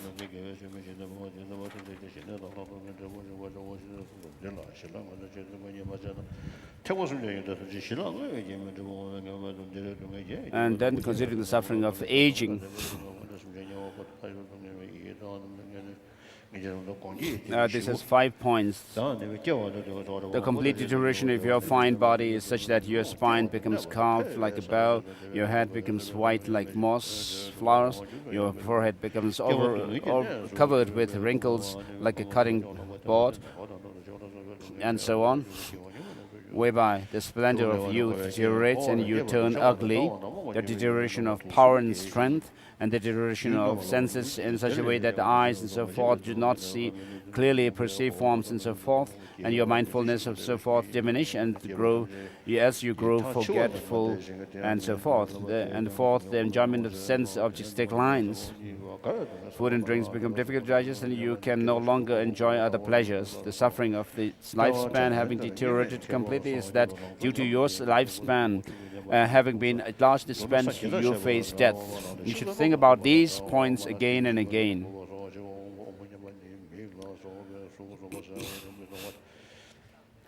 Chang'aba said the suffering of death is vicious but brief.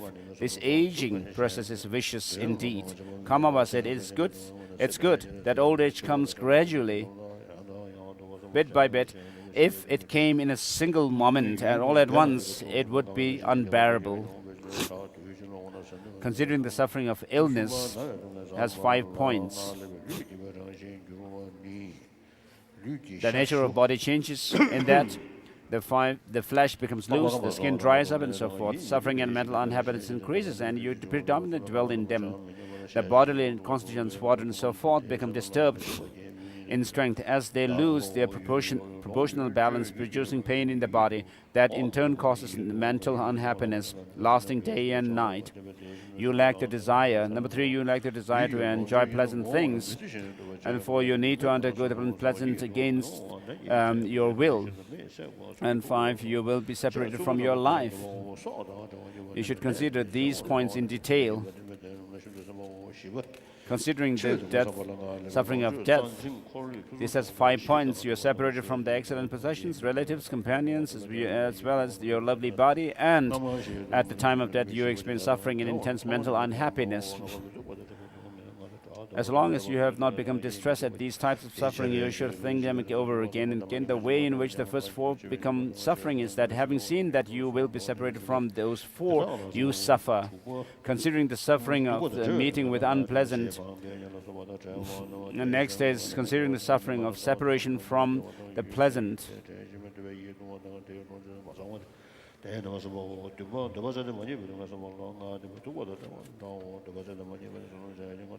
And consider the suffering of seeking what you desire and not getting it.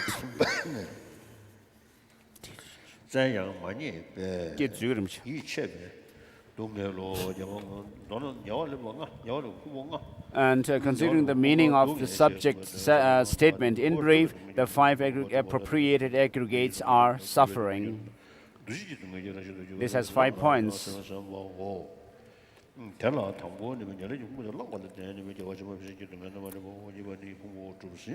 You should think about these points again and again. Independent on taking these appropriated aggregates, the suffering of the next rebirth onwards are induced. The aggregates that have already been established become the basis of illness, aging, and so forth, which depends on them. If no genuine disenchantment develops towards cyclic existence, which is of nature of the appropriated aggregates, there's no way a genuine mind striving for liberation will develop, and great compassion with the sentient beings wandering in cyclic existence cannot develop either. Therefore, these considerations are extremely important whichever vehicle you enter, the Mahayana or Hinayana. Considering the 6 types of suffering,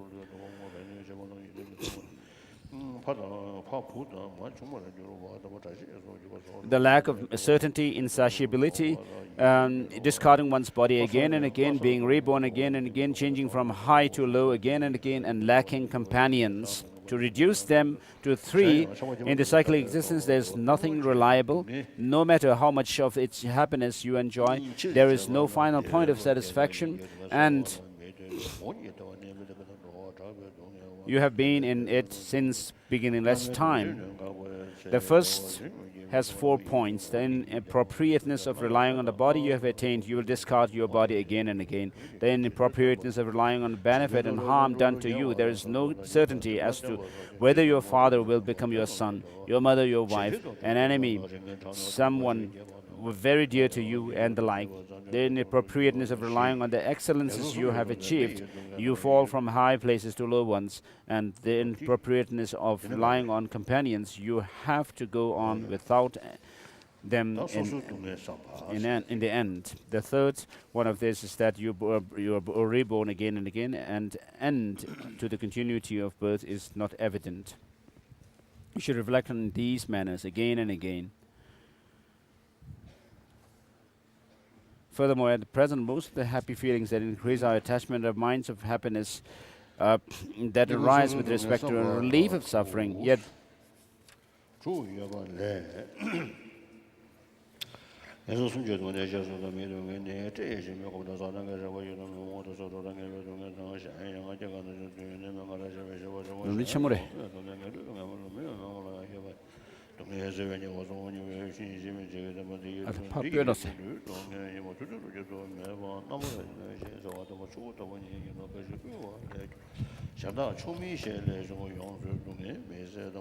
So reflection on specific sufferings on Lamrim Chemo, page 292. Of the 6 kinds of specific sufferings, I have already explained above the sufferings of 3 miserable realms. The suffering of human beings, 1, the suffering of demigods, and the reflection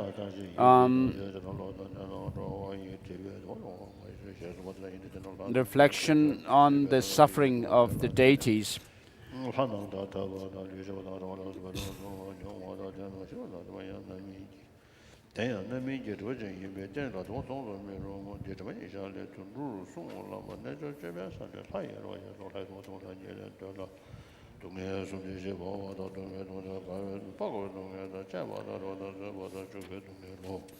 And then the suffering of dying and falling.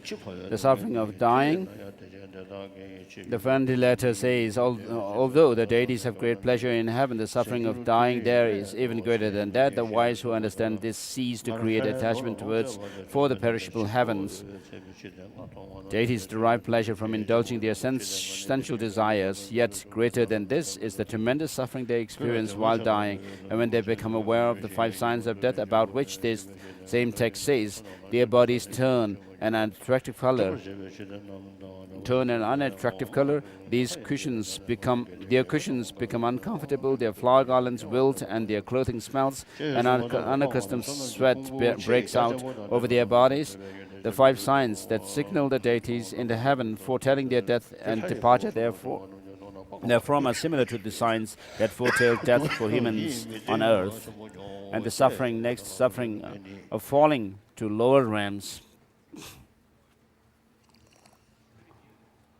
The friendly letter says they must take leave the divine worlds. If their merit has run out, then powerless they will become animals, hungry ghosts, or denizens of hells.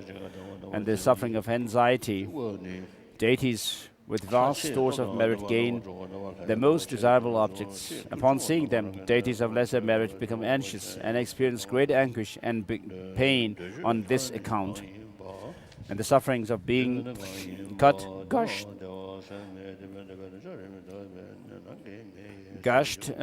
killed and banished. When deities fight with demigods, they undergo the pain of having their limbs and minor extremities cut off, having their bodies split apart and being killed. When their heads are cut off, they die, but their other limbs regenerate after being cut off or gashed, and they survive. As regards banishment, when there is a battle, the more powerful deities expel the weaker deities from their homes.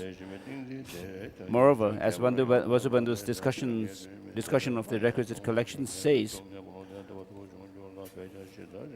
deities who indulge in sensual pleasures are not happy in mind. They are burnt by an inner fire, sparked by the infection of sensual desire. How can there be happiness for those whose minds are distracted? Since their minds are not under control and are undistracted even for a moment, they are by nature disturbed and agitated. They will never be calm, like a fire that has wood for fuel and that rages, whipped by the wind. Also, and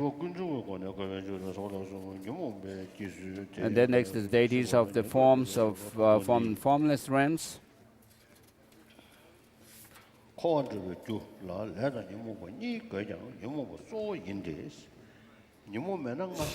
then page 298, reflections on the process of cyclic existence in terms of its origin. The origin of cyclic existence is explained in three parts: how the afflictions arise, how you thereby accumulate karma, and how you die and are reborn. And then how the afflictions arise. Karma and afflictions are both necessary as causes for the creation of cyclic existence, but the afflictions are primary. For just as a seed without moisture, soil, etc. will not produce sprouts, so in the absence of afflictions, even though you have accumulated immeasurable karma in the past, there will be no sprout of suffering because the karma lacks the necessary cooperating conditions. A further reason afflictions are primary is because even without previously accumulated karma, if afflictions are present, you immediately accumulate new karma and will thereby appropriate aggregates in the future. Similarly, Dharmakirti's commentary on the Compendium of Valid Cognition says the karma that one who has transcended craving for existence lacks the potency to project another birth because its cooperating conditions are gone. So, because of the subtlety in within the afflictions, negative thoughts and emotions, they can actually cause different degrees of unwanted suffering. They actually cause disturbance in the peace of mind.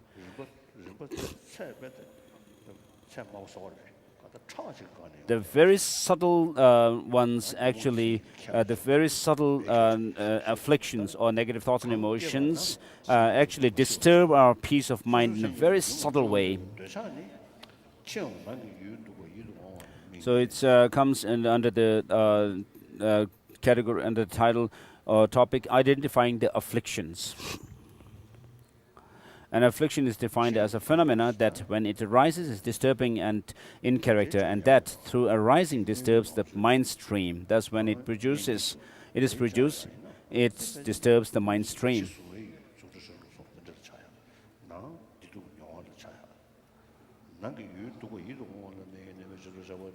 So the specific definitions of the 10 afflictions are as follows. Attachment means noticing a pleasant or unattractive external or internal objects and desiring it. When attachment clings to its object and grows stronger, it is hard to tear yourself away from the object, just as it is difficult to remove oil which has soaked into cloth.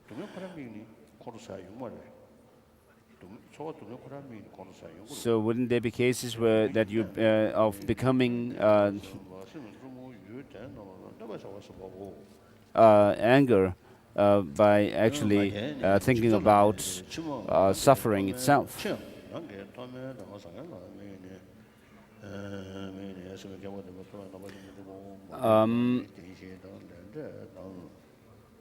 Hostility means observing origins of suffering, such as living beings, pain, weapons, thorns, and giving rise to a harsh torment mind, and contemplates harming these. So ignorance here is the mere not knowing, and doubt. Here we have to understand this doubt as afflicted doubt.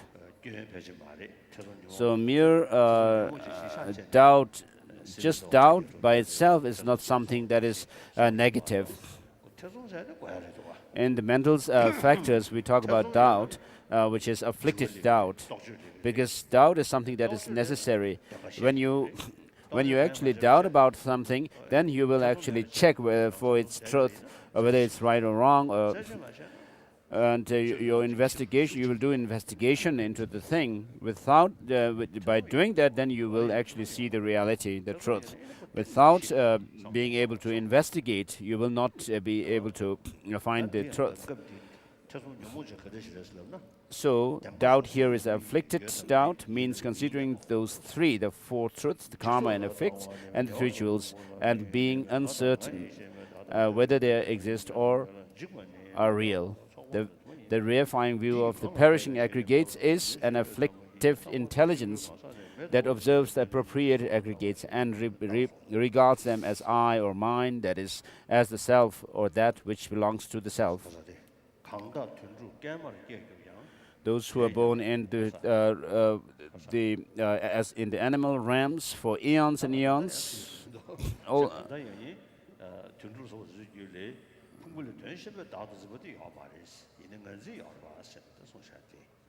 so even the animals have the sense of an I, or grasping at a self, although they do not have the sense of an I which is separate from the aggregates. So when Chandrakirti says this, that although the animals do not have that sense of an I which is separate from the body and the mind, but they still have the grasping at a self.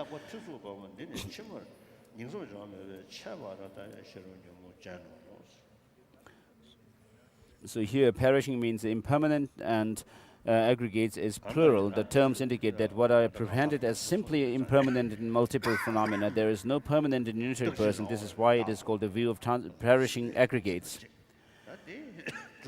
So we have a notion of a self, for example, as permanent, unitary, and autonomous, which is merely actually designed through philosophical concerns.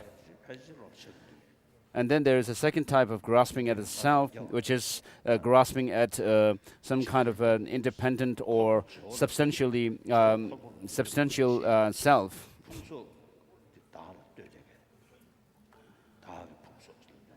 When you think about an I, you think that the aggregates, mind and body, are like its belongings.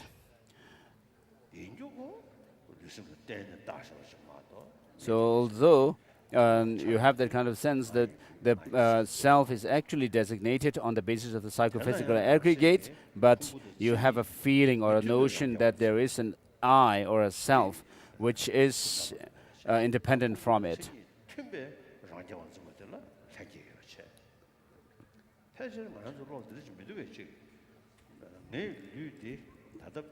So self-sufficient, the substantial I, grasping at this, there could be two types. One which is actually which sees the self as not being different from in character from the psychophysical aggregates. This one could have an innate one. So when you think about your body or your mind now, of course, you will not think that this body now and this body, the mind that you have now, were there at the time of birth. But then you still think, you still have this notion that I was born at that time. And so the I seems to have been there.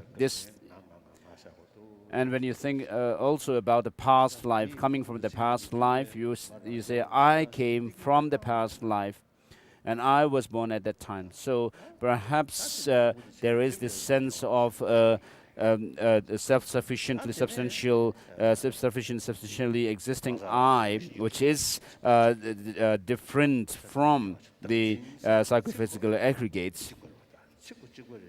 So although we use the same term, the grasping at a self, which is the root of samsara, you have to think, give a lot of thought to it. So of course, when you're in the debate courtyard, you will think about it, but even while you are alone, sitting in your room, you should actually think about this, how this self arises or appears to your mind.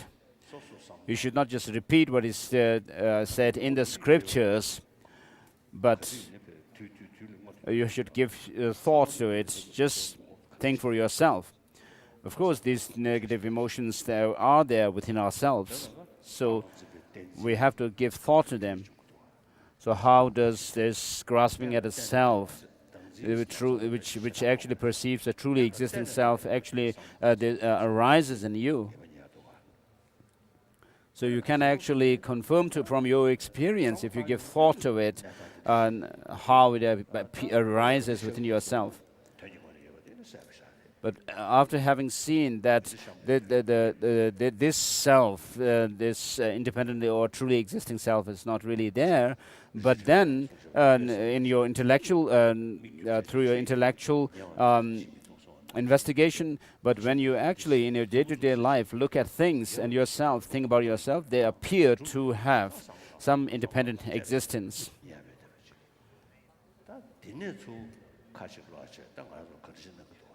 So although things appear to have some objective independent existence, but then by using your logic and from your own experience, when you think about them, whether that way of existence is not there, you will be able to find that that there is no such a way of existence.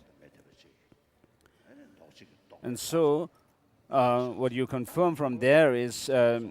Conclude from there is, although things appear to have some objective existence, but there is no such way of existence. And therefore, you come to the conclusion that they are merely designated by labels and names.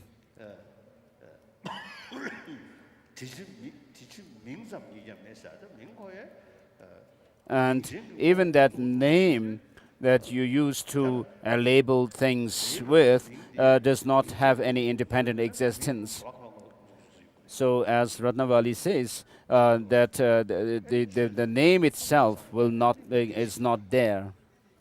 And so when you think further, you'll be able to actually destroy all objectification or reification of things.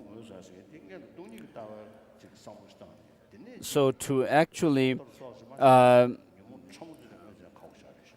by thinking about emptiness, if you are not able to actually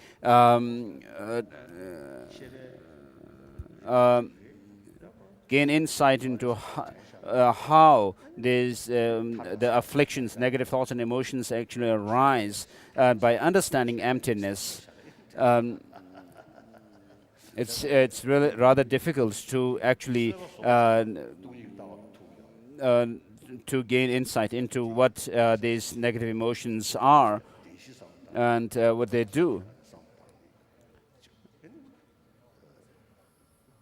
And so by thinking about the Four Noble Truths and particularly the true cessation, then you will be able to confirm the truth of cessation, the nirvana, Otherwise, if there's a possibility to put an end to the suffering, the appropriated aggregates which come from delusion and karma, when you see that this can be put an end to, then you will actually aspire to put an end to it and reach nirvana. This understanding and insight should come on the basis of understanding emptiness.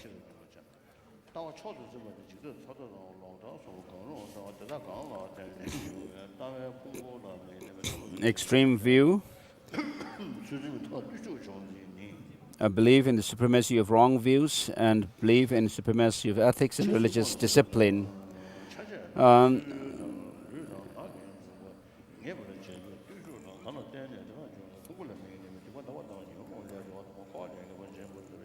Page 299. And wrong view,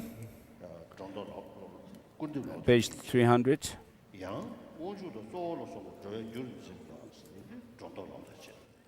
So within the wrong view, when you consider that karma and so forth not being actually real or truth or fact, then you actually have a denigration.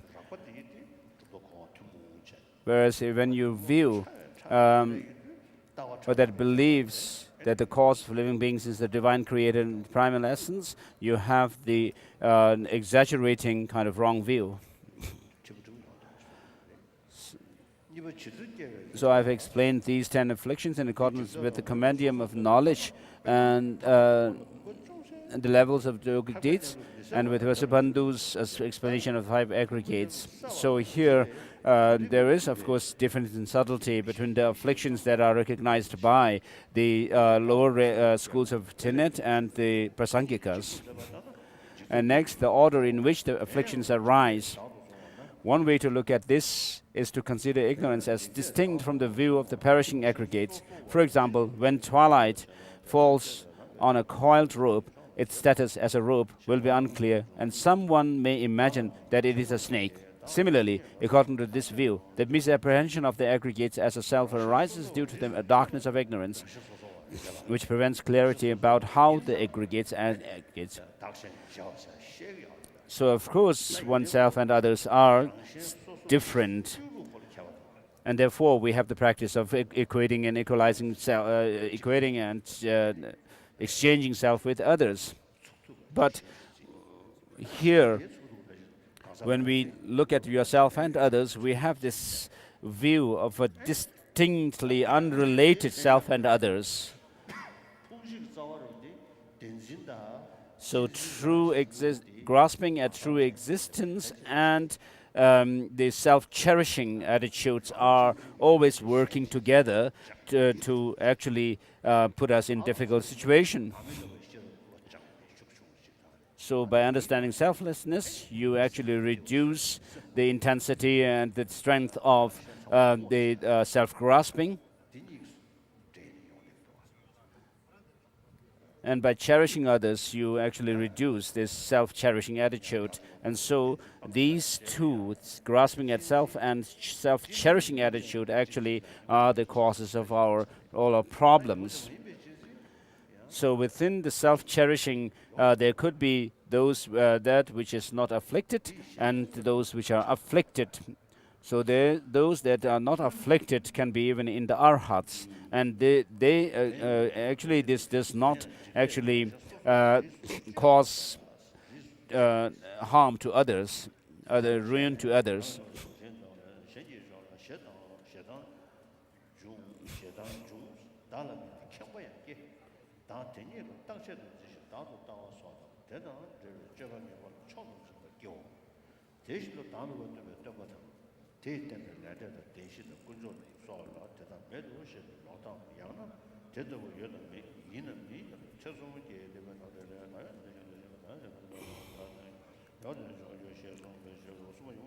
So page 301, the causes of afflictions. There are 6 folds. These are 6 folds as presented in the Bodhisattva levels. A basis, object, social context, explanation, habituation, and attention. So basis refers to the latent proclivity of afflictions.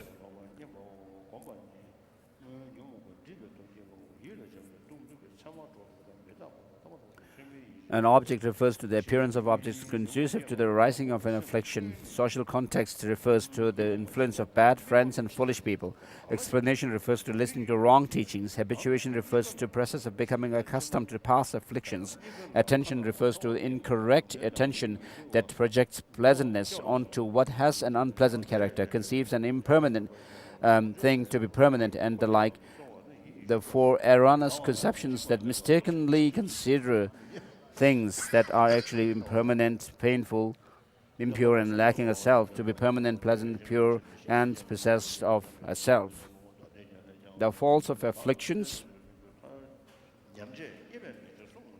When an affliction arises, at first it completely afflicts your mind, causing you to err with regard to what you are observing, reinforcing your latent proclivities, and causing the same sort of affliction to recur. It may harm you, others, or both. It leads to misdeeds in this life, in future lives, or in birth. It creates experiences of pain and anguish, as well as the suffering of birth and the like.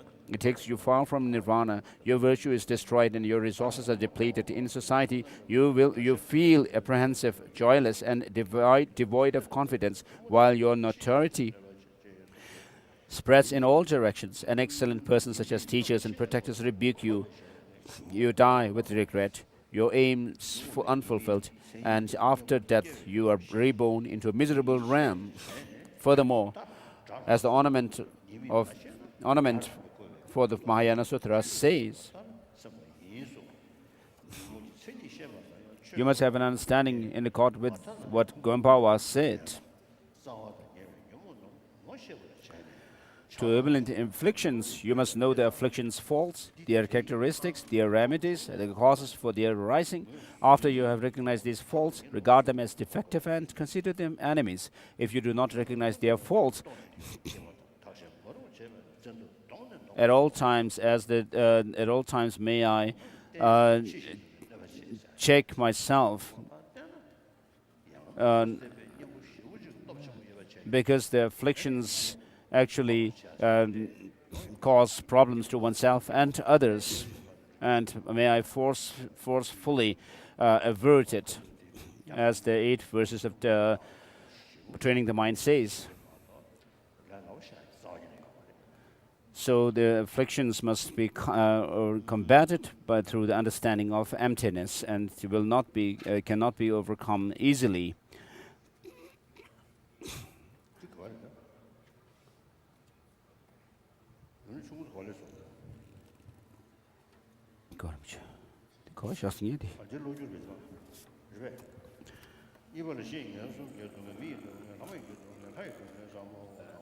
So, considering the suffering of the individual realms, the sufferings of the realms, three lower realms, the suffering of human beings, the demigods, and the gods.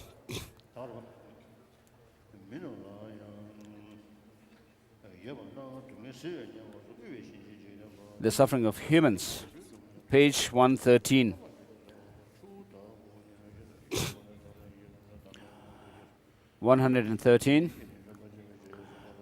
This has already been explained, the suffering of lower realms, the suffering of humans. This consists in the suffering of hunger and thirst, unpleasant contact with heat and cold, frantic activity and fatigue. In addition, you should understand the 7 types of suffering: birth, aging, illness, death, and so forth, by means of the previous explanations. Furthermore, in Discourse on the Collections, it says, all the suffering of lower realms also appear to exist for humans, troubled by suffering, like beings in hell, subjects of Yama, by their poverty.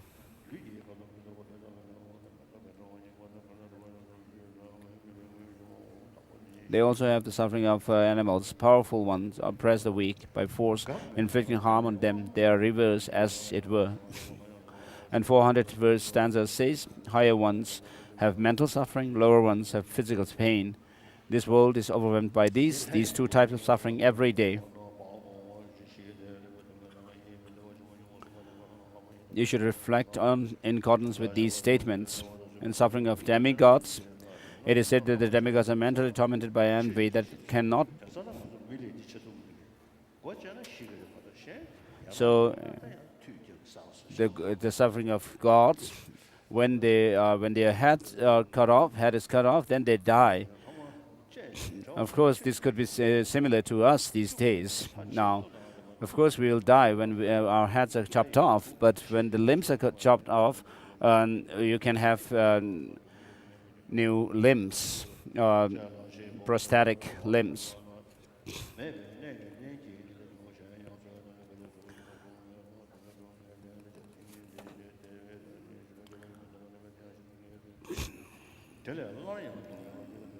The suffering of the gods, within the suffering of gods, there are the suffering of dying, transmigrating, and falling,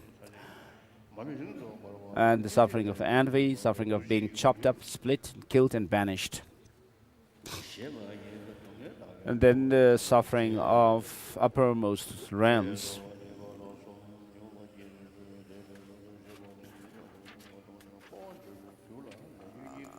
And then next is how cyclic existence is entered, or true origin. Thinking about the stages of entering cyclic existence,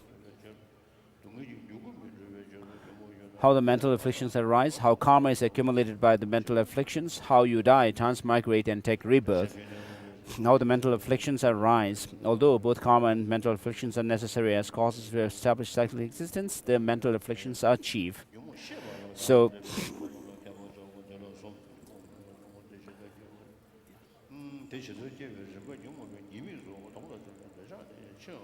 therefore, it is of great importance to rely on the antidotes to the mental afflictions, and that again depends on knowing the mental afflictions, which is why you should become skilled in them.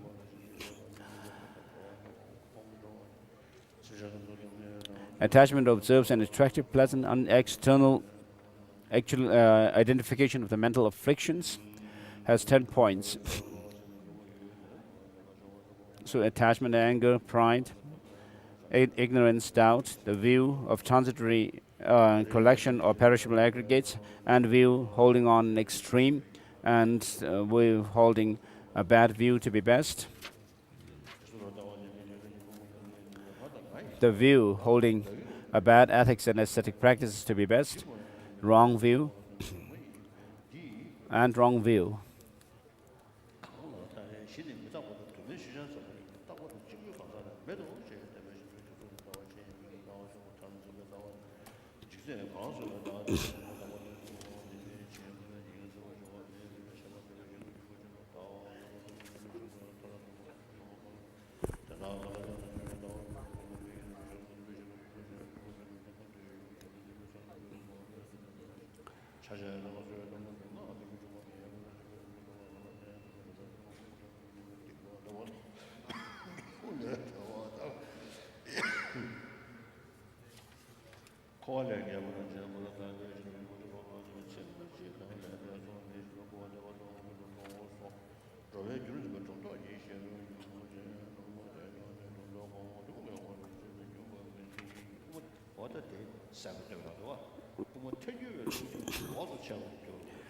These are mental afflictions identified from the common perspective of higher and lower tenets. The Prasangika Madhyamaka systems will be explained below. So Master Tsongkhapa is making the point very clear here.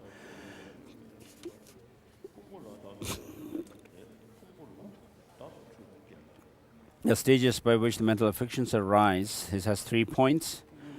The system of the treatises of levels assert that the view of transitory collections and ignorance are in opposition to each other. The system of the Madhyamakas and Dharmakirti assert that all the view of transitory collection itself is ignorance, and how the remaining root afflictions arise according to these 2 systems.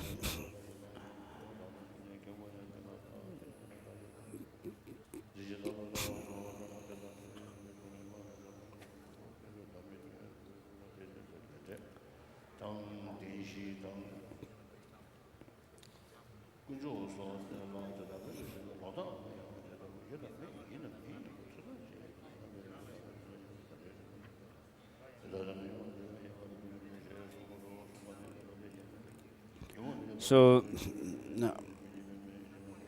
the faults of mental afflictions.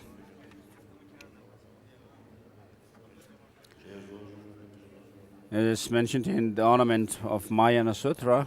The mental afflictions destroy you, destroy sentient beings, destroy your ethics. Once that is debased, you become inferior in gain, and guardians and teachers revile you, and so forth. And then engaging the bodhisattva conduct says, enemies such as hatred and craving do not have arms, legs, and so on. They have no valor either. So why is it that they have reduced me to servitude? While residing in my mind, they inflict harm on me who am satisfied. The patience that does not get angry at them is unsuitable, blameworthy patience. Even if the gods and demigods were all to rise as enemies against me, they could not lead or put me into the fires of the incessant hell. The mental afflictions, these powerful foes, throw me in there within one moment, where nothing met with, not even Mount Meru is left behind, or even ashes. So we'll move on to Lamrim Chamo.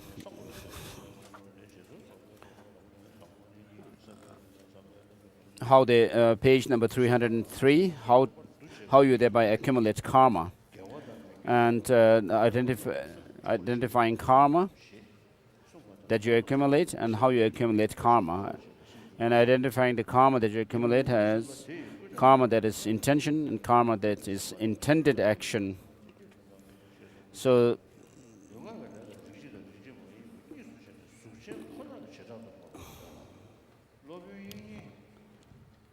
Vaibhashikas divides physical and verbal karma into two types, the perceptible and the imperceptible, and holds that both types always have form.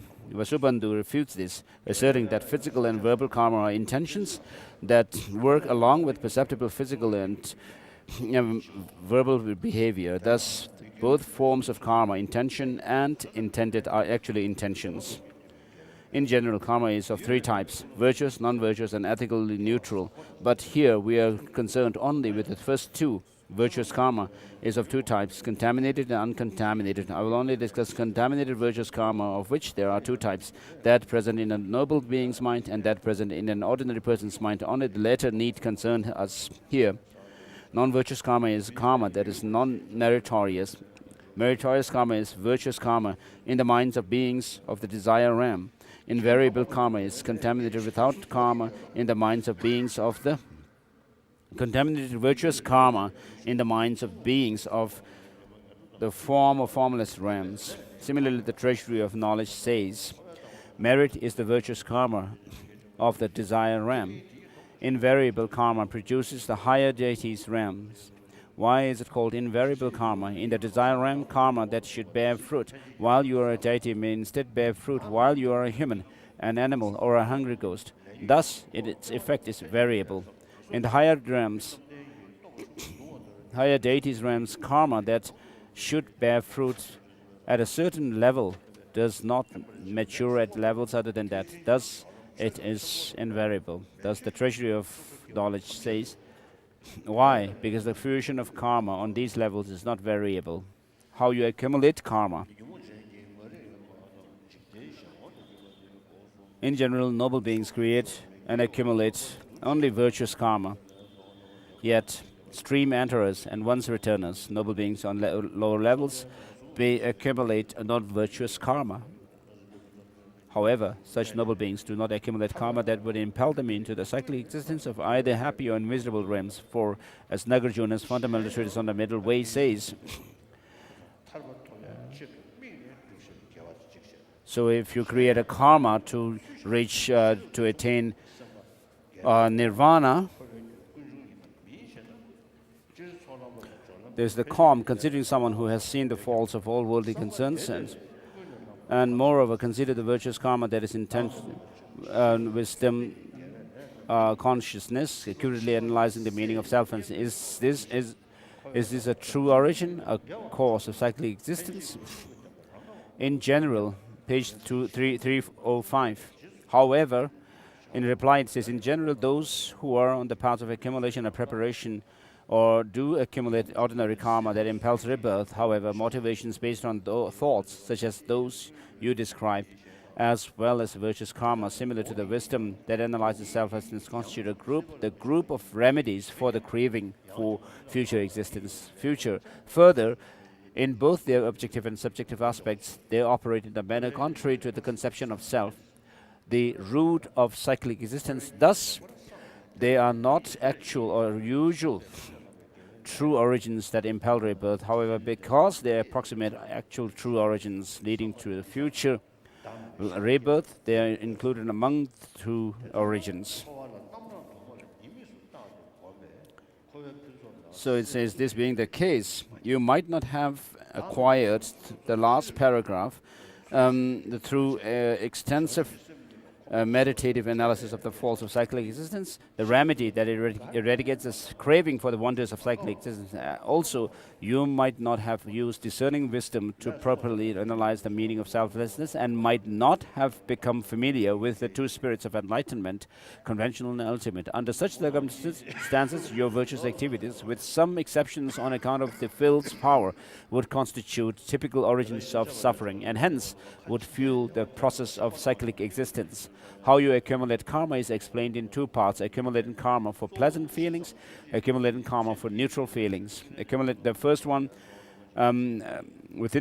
there's accumulating karma for the pleasures that come from enjoying desirable objects, signs, sounds, and the like. This has two subtypes. If your concern is mainly for pleasures of this lifetime prior to death, then you accumulate non-meritorious action. If your concern is primarily for the essential pleasures of future lives, you accumulate meritorious karma actions. And accumulating karma for gaining bliss in meditative concentration. After you have rejected attachment or external sensual pleasures. And B, accumulating karma for neutral feelings. You might have stopped attachment to sensual pleasure, become weary even of meditative bliss, and created karma to have neutral feelings. If so, you will accumulate invariable karma leading to rebirth in the fourth meditative civilization of the form realm, or in higher level, up to and including the peak of cyclic existence, the highest level of the formless realm. This schema of subdivisions is what Vasubandhu intended to convey in this treasury of knowledge. By his reasoning, when you stop clinging to all of cyclic existence and then engage in physical, verbal, and mental virtue for the sake of liberation, you leave cyclic existence further behind and come closer to liberation. Next, how you die and are reborn. This is explained in 5 parts. Causes of death, the mind at death, where heat gathers, how you reach the intermediate state after death, how you then take rebirth. Regarding the first, death from the exhaustion of your lifespan means dying after you have used up all of the lifespan that was projected by your previous karma. As the time has come, you die. Death from exhaustion of your merit means, for example, dying deprived of the necessities of life. There is also death from failure to avoid danger, in regard to which the sutras list 9 causes and conditions for premature death. Overeating, eating something indigestible, eating without having digested the previous meal, failing to expel undigested food that has accumulated in the stomach, intestinal obstruction, not relying on specific medicines for specific illnesses, failing to understand the distinction between accustomed and unaccustomed activities, untimely death, as accidental death, and engaging in sexual intercourse. The mind at death, dying with a virtuous mind. Those who die with a virtuous mind, whether through remembering on their own or through being reminded by others, turn their minds to virtue such as faith, for as long as coarse discrimination, ordinary types of consciousness remains. In the case of death, for those who have cultivated either virtue or non-virtue unequally, they either remember on their own or are reminded by others what they have become accustomed to do repeatedly in the past, and this becomes extremely powerful. Their minds then become absorbed in this and forget all else. If they are equally familiar with both virtue and non-virtue, then they cannot stop remembering what they remember first, and cannot engage their minds in anything else. Those who have cultivated virtue seem to pass from darkness into light. As they die, various pleasant and attractive images appear as though in dream. They die comfortably, and at the point of death, intense feelings of suffering do not arise in their bodies. For those who are currently doing what is right, the final agony of death is minimal, dying with a non-virtuous mind.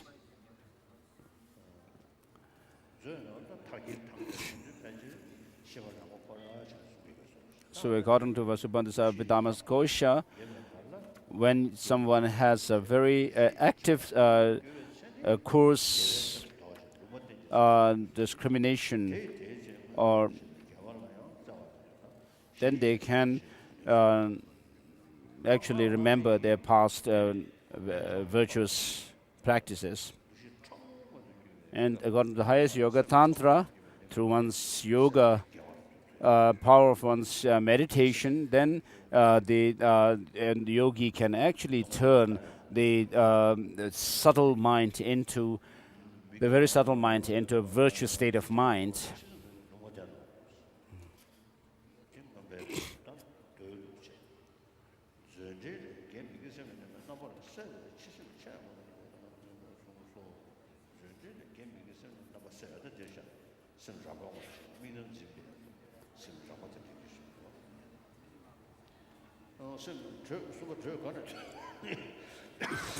So it's all this is making this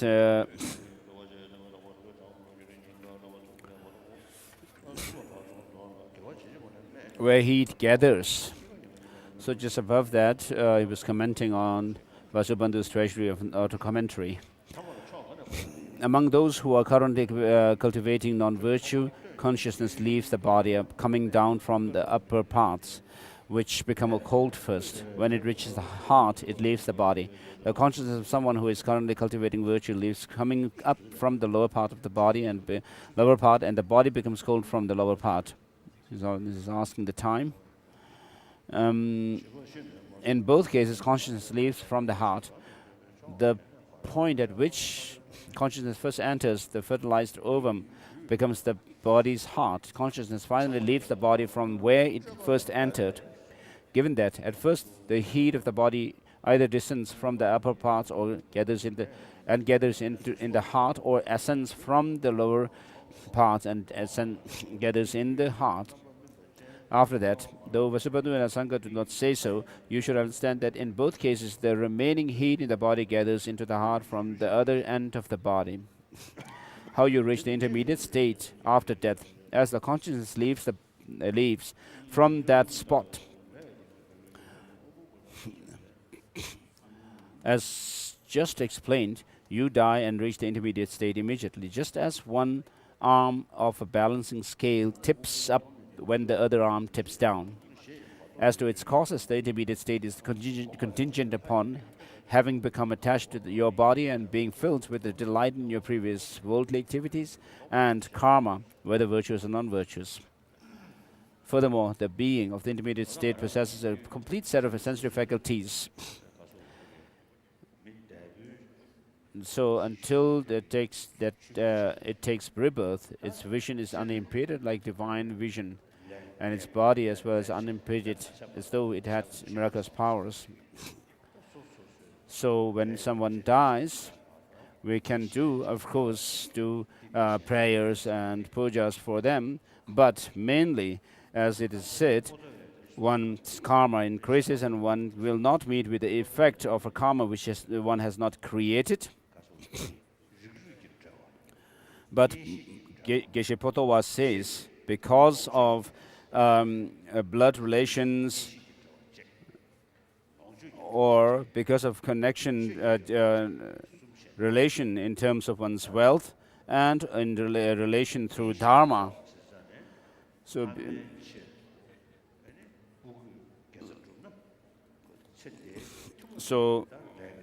when children do some prayers for their dead parents, because of their karmic relationship, a blood relationship, it actually is said to have an effect on the deceased parents. And then, if you actually have the same wealth in one household, then if someone from your group dies and you do pujas for them, that also is helpful to them, to the deceased. And then when a disciple, because of his or her dharma connection with his or her teacher, when the teacher has passed away, if the students do pujas and prayers for them, then that also is helpful. And so we can actually create these kind of causes for happiness for the deceased in this way. And so, as we say, the Lama is greater for us, greater than all the Buddhas, and particularly greater than Master Buddha Shakyamuni. And so there is some connection there.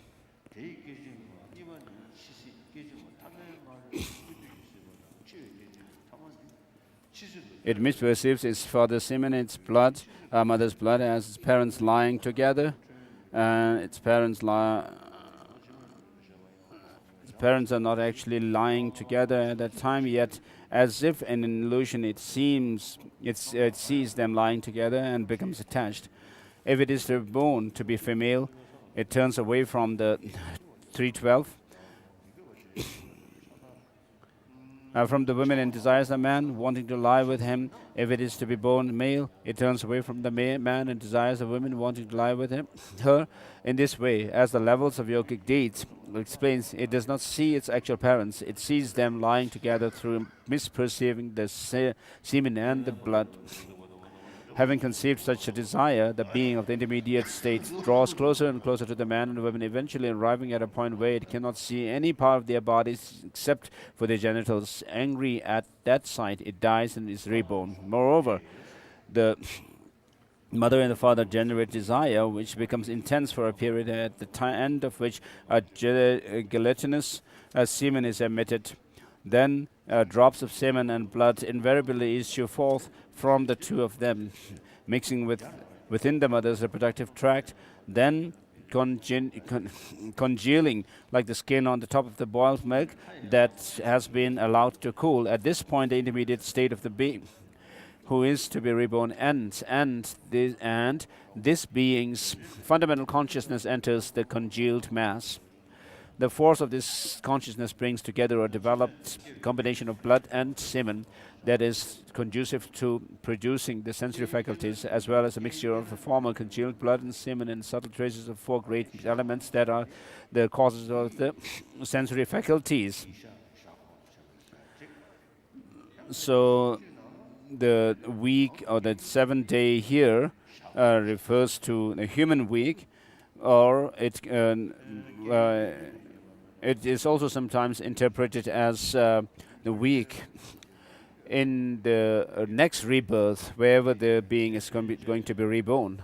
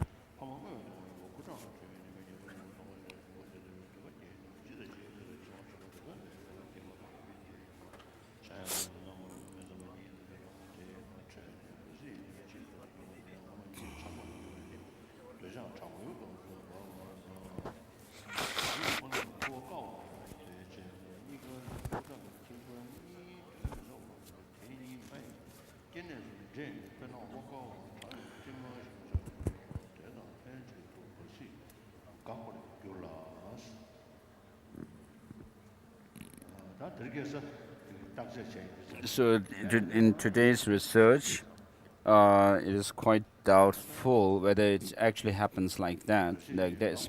As it's on page 312, then the drops of semen inevitably issue forth and the mixing within the reproductive tract, then congealing like the skin on the top of the boiled milk that has been allowed. So this is quite questionable.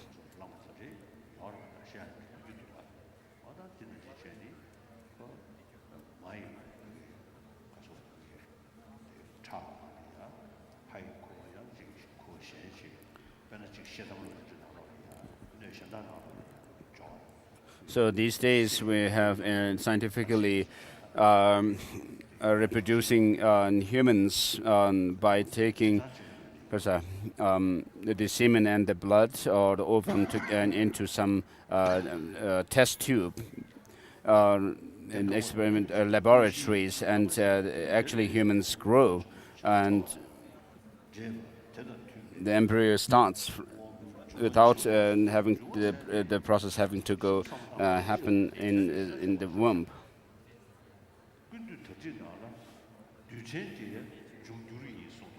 So with regard to the elements, the commentary to Pramana Samuchaya by Dharma says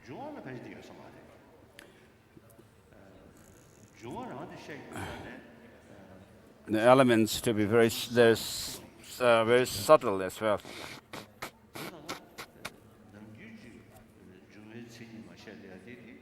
The usual explanation of elements, the definition of elements, may be at a very gross or coarse state. So in the fire and wind element, the earth, fire, wind elements are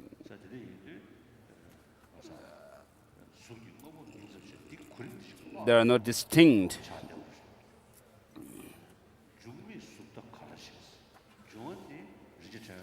So in Ratnavali, Nagarjuna actually says, when the elements themselves are not there, and how can there be a form, a perceptible form?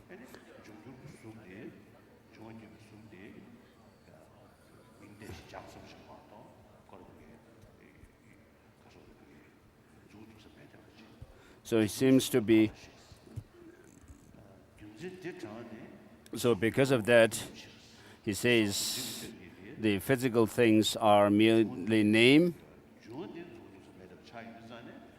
And so since these physical things arise or come from elements, and elements, as said earlier, cannot be really found, which refers to a very subtle one.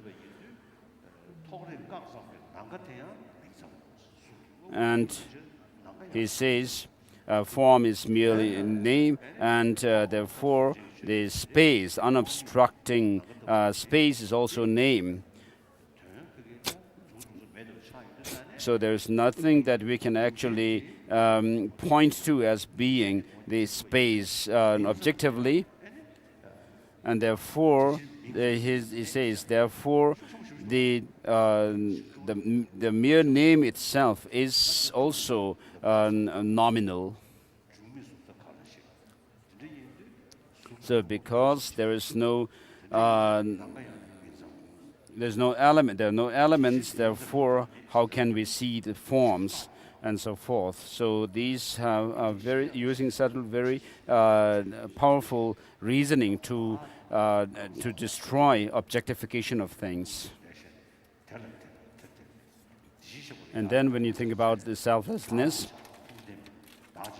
a self is neither the aggregates nor different from the aggregates, and so forth. And you say this, what am I? If this is case, then what am I? I am, and then you can use this verse from the Nagarjuna's root verses of the middle way, from the 22nd chapter, for you to and apply it to yourself. And then, of course, we have to give thought to them, and then also about the continuity of things. And then, when in the Prasangika Madhyamaka tradition, there is this thing called shikpa, or the having ceased nature of things, and so on the basis of which they explain how we actually how the karmas are that are created leave some imprint, and although many lifetimes go by, still one's karma, that karmas can give rise to its effect, and so it's unlike the things. The disintegration, or this having ceased, posited by the lower schools of tenets within Buddhism as being something permanent, or the Prasangika say it's a functional thing. But then, even in this case, of course, it's merely name. And so, Bhavaviveka says that in his school, according to his philosophical view, the consciousness of a person is the identity of the person. So because he asserts that things should have or must have some objective existence, and this must be something substantial, and because of that, the instance of a person is actually said to regarded as the consciousness is regarded as an instance of a person. And what Rinpoche has said is,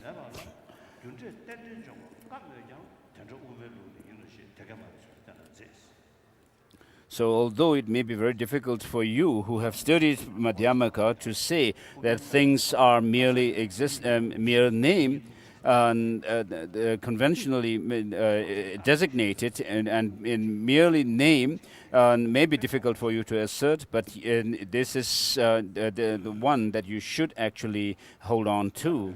It is better to actually assert that.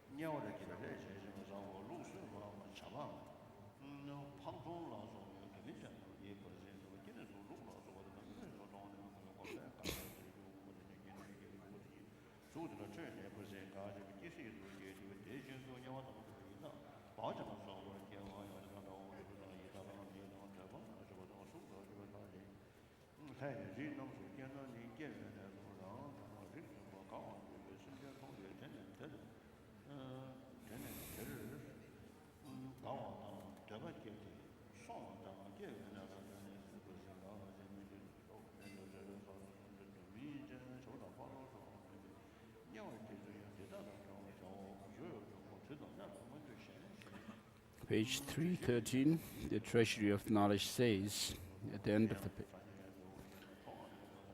in his commentary on this, Vasubandhu explains that if the being of the intermediate state is to be reborn from heat and moisture, it craves smells, while if it is to be reborn spontaneously, it desires a place and is subsequently reborn there. And follow the levels of yogic deeds in explaining how you die and are reborn in unexceptional cases. So stop here.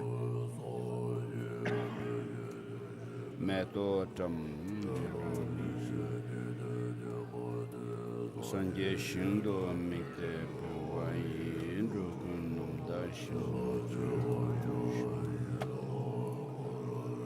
Mendel Kumniyataya